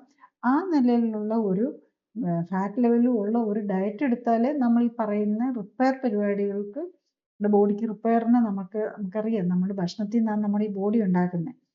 എന്തെങ്കിലും കഴിച്ചെന്നും കരുതിക്കൊണ്ടായില്ല, അതിനെ ഉണ്ടാക്കാൻ വേണ്ട സാധനങ്ങൾ വേണ്ട കാര്യങ്ങളായിരിക്കണം വേണ്ടത്. അതാണ് ബേസിക്കലി എസെൻഷ്യൽ ന്യൂട്രിയൻസ് എന്ന് പറയുന്ന കാര്യങ്ങൾ കറക്റ്റായിട്ട് കറക്റ്റ് പ്രൊപ്പോർഷനിലും ഉണ്ടാവണം. അവിടെയാണ് നമുക്ക് ഈ ഏറ്റവും വലിയ ചാലഞ്ചും അതാണ്. അപ്പോൾ നമ്മൾ ഈ clinically supported life style correction develop ചെയ്യുമ്പോഴും നമ്മൾ ഫേസ് ചെയ്ത മുഴുവൻ ചാലഞ്ച് അതാണ്. ഏറ്റവും കുറഞ്ഞ കാലറിയിൽ എല്ലാ ന്യൂട്രീഷനും എത്തണം. അതിനകത്ത് കളറും പ്രിസർവേറ്റീവ്സ്, അതായത് കളറും പ്രിസർവേറ്റീവ്സും ടേസ്റ്റ് മേക്കേഴ്സും ഒക്കെ ടോക്സിൻസ് ആണ്. നമുക്ക് എന്ത് സാധനം നമുക്കറിയാം ടേസ്റ്റ് ആക്കണമെങ്കിൽ ഇഷ്ടംപോലെ ടേസ്റ്റ് മേക്കേഴ്സ് ഉണ്ട്, പക്ഷെ അതെല്ലാം നമ്മുടെ ബോഡിക്ക് ഇമ്മ്യൂൺ സിസ്റ്റത്തിന് ദോഷമാണ്. ഈ ആൾക്കാർക്ക് ടേസ്റ്റിന് ഇഷ്ടപ്പെടുത്താൻ വേണ്ടിയിട്ട് ചോക്ലേറ്റ് ഫ്ലേവറും വാനില ഫ്ലേവറും അങ്ങനെ ഓരോരോ ഫ്ലേവറുകൾ ഇട്ട് ഉണ്ടാക്കി കഴിഞ്ഞാൽ മൾട്ടി മിക്സ് ഫ്ലേവറുകളും ഒക്കെ നമുക്ക് ചെയ്യാം. പക്ഷെ അങ്ങനെ ചെയ്താൽ നമ്മൾ ഉദ്ദേശിച്ചത് നമുക്കിവിടെ ഹീലിങ്ങിനാണ്, ആരെയും ടേസ്റ്റിയാക്കി ഭക്ഷണം കൊടുക്കാനല്ലല്ലോ നമ്മൾ ഇത് ചെയ്യുന്നത്. അപ്പം നമുക്ക് ഹീലിങ്ങിന് വേണ്ട ന്യൂട്രീഷൻ എത്തിക്കാനാണ് നമ്മൾ നോക്കുന്നത്.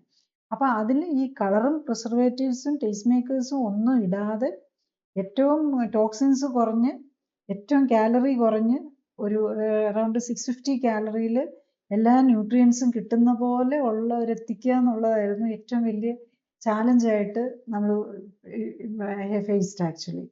അപ്പം ആ ഒരു നിലയിൽ നമുക്ക് എത്തിച്ച് എടുക്കുക, നമുക്കത് അതുകൊണ്ടാണ് വളരെ ഷോർട്ട് ടേം കൊണ്ട് തന്നെ ഇത് ഇത്ര നമ്മൾ അത്ര പെട്ടെന്ന് സിംറ്റമാറ്റിക് റിലീഫും ഒക്കെ കിട്ടുന്നത്. ഈ വേണ്ടതെല്ലാം കിട്ടുമ്പം നമ്മുടെ ബോഡി ശരിക്കും പറഞ്ഞാൽ നമ്മുടെ ഇമ്മ്യൂൺ സിസ്റ്റം സെൽസ് ആണ് ഏറ്റവും ഫാസ്റ്റ് ഡിവൈഡിങ്. ഇമ്മ്യൂൺ സിസ്റ്റത്തിലെ ഈ വെള്ള രക്താണുക്കളും ഇതെല്ലാം ശരിക്കും പറഞ്ഞു കഴിഞ്ഞാൽ അതിനൊക്കെ ഒരു ലൈഫ് ഒരു 4 to maximum 7 days ഉള്ളൂ. അത് വല്ല ഇൻഫ്ലമേഷൻ ഒക്കെ ഉള്ളപ്പോൾ അതിലും ഫാസ്റ്റായിട്ട് പോകും. അതുകൊണ്ട് അതിനങ്ങ് കറക്ഷൻ കിട്ടുന്നതുകൊണ്ടാണ് വിതിൻ 1 week തന്നെ വളരെ ഡ്രാസ്റ്റിക് ആയിട്ടുള്ള ഒരു സിംറ്റമാറ്റിക് റിലീഫ് കിട്ടുന്നത്. ഡ്രാസ്റ്റിക് ആയിട്ട് ഓരോരുത്തരുടെയും ഇതനുസരിച്ച് reasonable symptomatic relief within a week കിട്ടുന്നത് തന്നെ ഈ എല്ലാ ന്യൂട്രീഷനും കിട്ടുന്നതുകൊണ്ടാണ്. അപ്പം ഞാൻ മോഡേൺ മെഡിസിൻ ആണല്ലോ, നമുക്ക് മെഡിസിൻ യൂസ് ചെയ്തിട്ടുള്ള ബെനിഫിറ്റ്സും അതിൻ്റെ ഇഫക്റ്റും അറിയാമല്ലോ. പെയിൻ കില്ലേഴ്സ് ശരിയാണ്, നമുക്ക് ഇൻസ്റ്റൻറ്റ് റിലീഫ് കിട്ടും. പെയിൻ കില്ലേഴ്സ് ഇതിനകത്ത് നമുക്ക് വേണ്ടി വരും. പെയിൻ ഉണ്ടെങ്കിൽ നമ്മൾ പെയിൻ കില്ലേഴ്സ് നമ്മൾ ഈ പെയിനും നീർക്കെട്ടും കുറയ്ക്കാൻ നമുക്ക് വെരി ഇഫക്റ്റീവ് മെഡിസിൻസ് ഉണ്ട്. അത് നമുക്ക് ഡെഫിനറ്റ്ലി ആ പെയിൻ ഉണ്ടെങ്കിൽ നമുക്ക് യൂസ് ചെയ്യാം. പക്ഷേ വിതിൻ എ വീക്ക് പെയിൻ കുറയും. വിതിൻ എ വീക്ക് ഓർ 2 നമ്മൾ എന്ത് ഇങ്ങനത്തെ മരുന്നുകൾ ഉപയോഗിച്ചുകൊണ്ടിരിക്കുന്നുണ്ടെങ്കിലും നമുക്ക് കുറച്ചുകൊണ്ട് വന്ന് നിർത്താൻ പറ്റും. യൂഷ്വലി പേഷ്യൻസ് അവർ തന്നെ മിക്കവാറും ഒരാഴ്ച ആകുമ്പോഴേക്കും തന്നെ 3-4 ദിവസമൊക്കെ ഞാൻ കഴിച്ചുള്ളൂ ഡോക്ടറെ, എൻ്റെ വേദന കുറഞ്ഞു, അതുകൊണ്ട് ഈ മരുന്നൊക്കെ മിക്കവാറും കയ്യിൽ തന്നെ ഇരിപ്പുണ്ടാവും. അപ്പം കൂടുതൽ ഇതില്ല. അപ്പം നമ്മൾ ഇങ്ങനത്തെ മരുന്നുകളൊക്കെ സിംറ്റമാറ്റിക് സിംറ്റംസ് പോയാൽ നമുക്ക് നിർത്താവുന്നതേ ഉള്ളൂ. അപ്പം അതാണ് നമുക്ക് സിംറ്റമാറ്റിക് ഏറ്റവും ഷോർട്ട് ടൈമിൽ യൂസ് ചെയ്യാം. ഈ സിംറ്റംസ് എല്ലാം ഉണ്ടാക്കുന്നത് നമ്മുടെ ഇമ്മ്യൂൺ സിസ്റ്റമാണ്. നമ്മുടെ ഇമ്മ്യൂൺ സിസ്റ്റത്തിന് ഇൻഫ്ലമേഷൻ്റെ അത് കൂടുന്നത് കൊണ്ടാണ്, നമ്മളെ പ്രൊട്ടക്റ്റ് ചെയ്യാനായിട്ടാണ് നമുക്ക് വേദനയും നീർക്കെട്ടും ഇതെല്ലാം നമുക്ക് തന്നേക്കുന്നത് തന്നെ. നമുക്ക് നേച്ചർ നമുക്ക് ഈ വേദനയും നീർക്കെട്ടും ഒക്കെ തന്നേക്കുന്നത് നമ്മളെ പ്രൊട്ടക്റ്റ് ചെയ്യാനാണ്. ഇപ്പം നമുക്കൊരു വേദന ഇല്ലെങ്കിൽ ഒന്ന് ആലോചിച്ച് നോക്കിയാൽ, നമ്മളിപ്പം മുടിക്ക് വേദനയില്ല, അത് കാരണം നമ്മൾ മുടിയിൽ എന്തൊക്കെ പണികളാണ്, ചൂടാക്കും, കേൾ ചെയ്യും, സ്ട്രെയിറ്റ് ചെയ്യും, ഇങ്ങനെയൊക്കെ ചെയ്യും. അപ്പോൾ നമുക്ക് ബോഡിക്ക് പെയിൻ ഇല്ലെങ്കിൽ എന്തൊക്കെ നമ്മൾ ചെയ്യും അതല്ലേ. അപ്പോൾ അതിനെ പ്രൊട്ടക്റ്റ് ചെയ്യാനായിട്ടാണ് നമുക്ക് ഈ വേദന തന്നിരിക്കുന്നത്. നമ്മൾ വേദന വരുമ്പോൾ നമ്മൾ അറിയാനാണ്. പക്ഷെ അതാണ് നമ്മളിപ്പം അനസ്തീസിയ നമ്മൾ വേദന അറിയിപ്പിക്കാതിരിക്കാനാണ്. അപ്പം അതിൻ്റെ നമ്മൾ അനസ്തീസിയ വന്നത് ഒത്തിരി ബെനിഫിറ്റിലാണ്. നമുക്കൊരു ഇഞ്ചുറി ഒക്കെ വന്ന് നമ്മൾ സ്റ്റിച്ച് ഇടണമെന്നുണ്ടെങ്കിലൊക്കെ ആവാം. പക്ഷെ ഈ അനസ്തീസിയ തന്ന് വേദന ഇല്ലെന്നാക്കാന്നുള്ളത് കൊണ്ടാണ് ഇന്ന് നമ്മളിപ്പോൾ ഇത്രയും അധികം ഓപ്പറേഷൻ ചെയ്യുന്നത്. ശരിക്കും നമ്മളിവിടെ ഇപ്പം നമ്മൾ ചെയ്യുന്ന ഈ പ്രത്യേകിച്ച് ലൈഫ് സ്റ്റൈൽ ഡിസീസസിന് വേണ്ടിയിട്ട് ചെയ്യുന്ന 80 to 90% ഓപ്പറേഷൻസ് നമുക്ക് ഒഴിവാക്കാവുന്ന ഓപ്പറേഷൻസ് ആണ്. ആക്സിഡൻറ്റിനും ഇഞ്ചുറിക്കും വരുമ്പോഴാണ് ശരിക്കും ഈ അനസ്തീസിയയുടെയും ഓപ്പറേഷൻസിൻ്റെയും ഏറ്റവും വലിയ ബെനിഫിറ്റ് വരുന്നത്.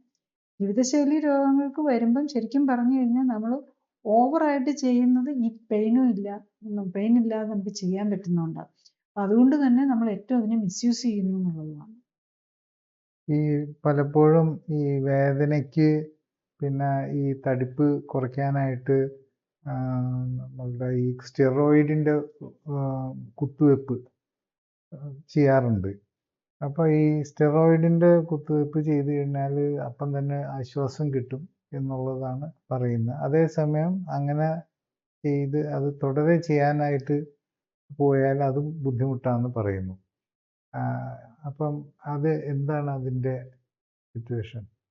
നമ്മൾ ഈ ജോയിൻസിൽ എല്ലാത്തിലും സ്റ്റിറോയിഡ് ഹൈഡ്രോകോർട്ടിസോൺ എന്ന് പറഞ്ഞ് ഒരു സ്റ്റിറോയിഡ് മെഡിസിൻ ഓർ വട്ടവർ ഡെക്സമെത്തസോൺ വട്ടവർ സ്റ്റിറോയിഡ് ഗ്രൂപ്പിൽ പെട്ട ഒരു ഇഞ്ചെക്ഷൻ ആ പോയിന്റിൽ കൊടുത്തു കഴിഞ്ഞ് കഴിഞ്ഞാൽ ഡെഫിനറ്റ്ലി വേദന കുറയും. കാരണം ഇത് anti inflammatory very strong dose നേരെ കിട്ടുകയാണല്ലോ ചെയ്യുന്നത്. നമ്മൾ കഴിക്കുകയാണെങ്കിൽ ഒരു സ്റ്റിറോയിഡ് ടാബ്ലറ്റ് കഴിച്ചു കഴിഞ്ഞാൽ നമ്മുടെ ജോയിൻറ്റിൽ എത്തുമ്പോഴേക്കും ലിവറിൽ തന്നെ വെച്ചത് 90% പോകും. പിന്നെ അത് അവിടെയൊക്കെ എത്തുമ്പോഴേക്കും വളരെ കുറവായിരിക്കും. പിന്നെ അത് മാത്രമല്ല ഈ തരുണാസ്ഥിയിലേക്കൊക്കെ ബ്ലഡ് രക്തക്കുഴലില്ല. ആ ഫ്ലൂയിഡിനകത്തുനിന്ന് മാത്രമേ കിട്ടാൻ പറ്റുള്ളൂ. എന്ത് സാധനം കിട്ടുന്നതും ഈ കാർട്ടിലേജിലേക്ക് നമുക്ക് നേരെ രക്തക്കുഴലുകളില്ല. അപ്പോൾ അവർക്ക് ആ ഫ്ലൂയിഡ് മുട്ടിനെ ചുറ്റുമുള്ള അല്ലെ ഏത് ജോയിന്റിന് ചുറ്റുമുള്ള ഫ്ലൂയിഡിൽ നിന്ന് ഡയറക്റ്റാണ് അതിനകത്തേക്ക് വേണ്ടി വരുന്ന ന്യൂട്രീഷൻ കിട്ടുന്നത്. അപ്പോൾ അങ്ങോട്ട് ഈ സ്റ്റിറോയിഡ് ആണെങ്കിലും ഒരു മരുന്നുകളും എത്താൻ ഇച്ചിരി പാടാണ്. അപ്പോൾ അതുകൊണ്ടാണ് നമ്മൾ സ്റ്റിറോയിഡ് ഇഞ്ചെക്ഷൻ കൊടുക്കുന്നത്. നട്ടെല്ലിന് കൊടുക്കുന്നത്, നട്ടെല്ലിൻ്റെ സ്പൈനൽ പ്രോബ്ലംസിന് വേദനയ്ക്ക് കൊടുക്കുന്നുണ്ട്, ഇതിനൊക്കെ ആകാം. പക്ഷെ അതിന് ഇമ്മീഡിയറ്റ് റിസൾട്ടും കിട്ടും. പക്ഷെ അതിൻ്റെ റിസൾട്ട് ഒരു കുറച്ച് നാളത്തേക്ക് അതിൻ്റെ നിൽക്കുകയുള്ളൂ. ആ മരുന്നിൻ്റെ അവിടെ നിൽക്കുന്ന സമയത്തേക്ക് നീർക്കെട്ടൊക്കെ കുറയും. പിന്നെ അതിൻ്റെ ഒരു മെയിൻ സൈഡ് ഇഫക്റ്റ് എന്താണെന്ന് വെച്ചാൽ അത് ഓസ്റ്റിയോപൊറോസിസ് ഉണ്ടാക്കാം. നമ്മൾ ജോയിൻറ്റിലേക്കാണല്ലോ കൊടുക്കുന്നത്. അപ്പം അവിടെ ഒന്ന് ഓസ്റ്റിയോപൊറോസിസ് ഉണ്ടാക്കാം. പിന്നെ അവിടെ നമ്മൾ സ്റ്റിറോയിഡ് ആകുമ്പോൾ ആൻറ്റി ഇൻഫ്ലമേറ്ററി ആണല്ലോ, ഇൻഫെക്ഷൻസ് വരാനുള്ള ഒരു പോസിബിലിറ്റി കൂട്ടാം നമ്മൾ ഈ ഇഞ്ചെക്ഷൻ തന്നെ. പക്ഷെ ഇപ്പം എല്ലാം നല്ല സ്റ്റെറോയിഡ് പ്രിക്കോഷൻസും ഒക്കെ എടുക്കുന്ന കാരണം എല്ലാം ഡിസ്പോസിബിൾ ഒക്കെ ആണല്ലോ. അതുകൊണ്ട് അങ്ങനെ അതിൻ്റെ പേരിൽ അങ്ങനെ ഇൻഫെക്ഷൻ ഒന്നും വന്ന് വലിയ പ്രശ്നങ്ങളൊന്നും ഉണ്ടാകുന്നതായിട്ട് നമ്മൾ കാണാറില്ല. പക്ഷെ പിന്നെ തിരിച്ചു വരും. അല്ലെങ്കിൽ ആ ഇതെടുത്തു കഴിഞ്ഞാൽ ഇമ്മീഡിയറ്റ്ലി നമ്മൾ ലൈഫ് സ്റ്റൈൽ വേദനയും മാറിയല്ലേ, ഇമ്മീഡിയറ്റ്ലി തന്നെ ലൈഫ് സ്റ്റൈൽ കറക്റ്റ് ചെയ്ത് വെയിറ്റ് കുറച്ച് ആ കിട്ടിയ ഒരു window period 3 to 6 months window period കിട്ടുമ്പോൾ നമ്മൾ ലൈഫ് സ്റ്റൈൽ കറക്റ്റ് ചെയ്യാൻ നമുക്ക് കിട്ടുന്ന ഒരു ഓപ്പർച്യൂണിറ്റിയാണ്. അപ്പോൾ വേദന അങ്ങനെ എന്തെങ്കിലും എടുക്കുകയാണെങ്കിൽ തന്നെ ഇപ്പം നമ്മൾ ലൈഫ് സ്റ്റൈൽ കറക്റ്റ് ചെയ്യാൻ വില്ലിങ് ആണെന്നുണ്ടെങ്കിൽ അതിൻ്റെ ആവശ്യമില്ല. ഇനി അങ്ങനെ അതിനൊന്നും ലൈഫ് സ്റ്റൈൽ കറക്റ്റ് ചെയ്യാൻ പറ്റാത്തവർക്ക് സെൽഫായിട്ടെങ്കിലും ചെയ്യാൻ വില്ലിങ് അല്ലെങ്കിൽ ഇതൊക്കെ എടുത്തു കഴിഞ്ഞ് കഴിഞ്ഞാൽ 6 മാസം കഴിയുമ്പോഴോ അതിൻ്റെ ടൈം പീരീഡ് ആകുമ്പോൾ അത് തിരിച്ചു വരും. അപ്പം ചിലപ്പം കൂടുതലായിരിക്കും, ഉള്ളതിനേക്കാളും കൂടുതലായിരിക്കും വരുന്നത്. അങ്ങനെ ഒരു പ്രോബ്ലത്തിലേക്ക് പോവാം. നമ്മുടെ സമയം ഇവിടെ അവസാനിക്കുകയായി. അടുത്ത ആഴ്ച ഇതേ ദിവസം ഇതേ സമയം അടുത്തൊരു വിഷയവുമായിട്ട് വരുന്നതായിരിക്കും. നന്ദി, നമസ്കാരം.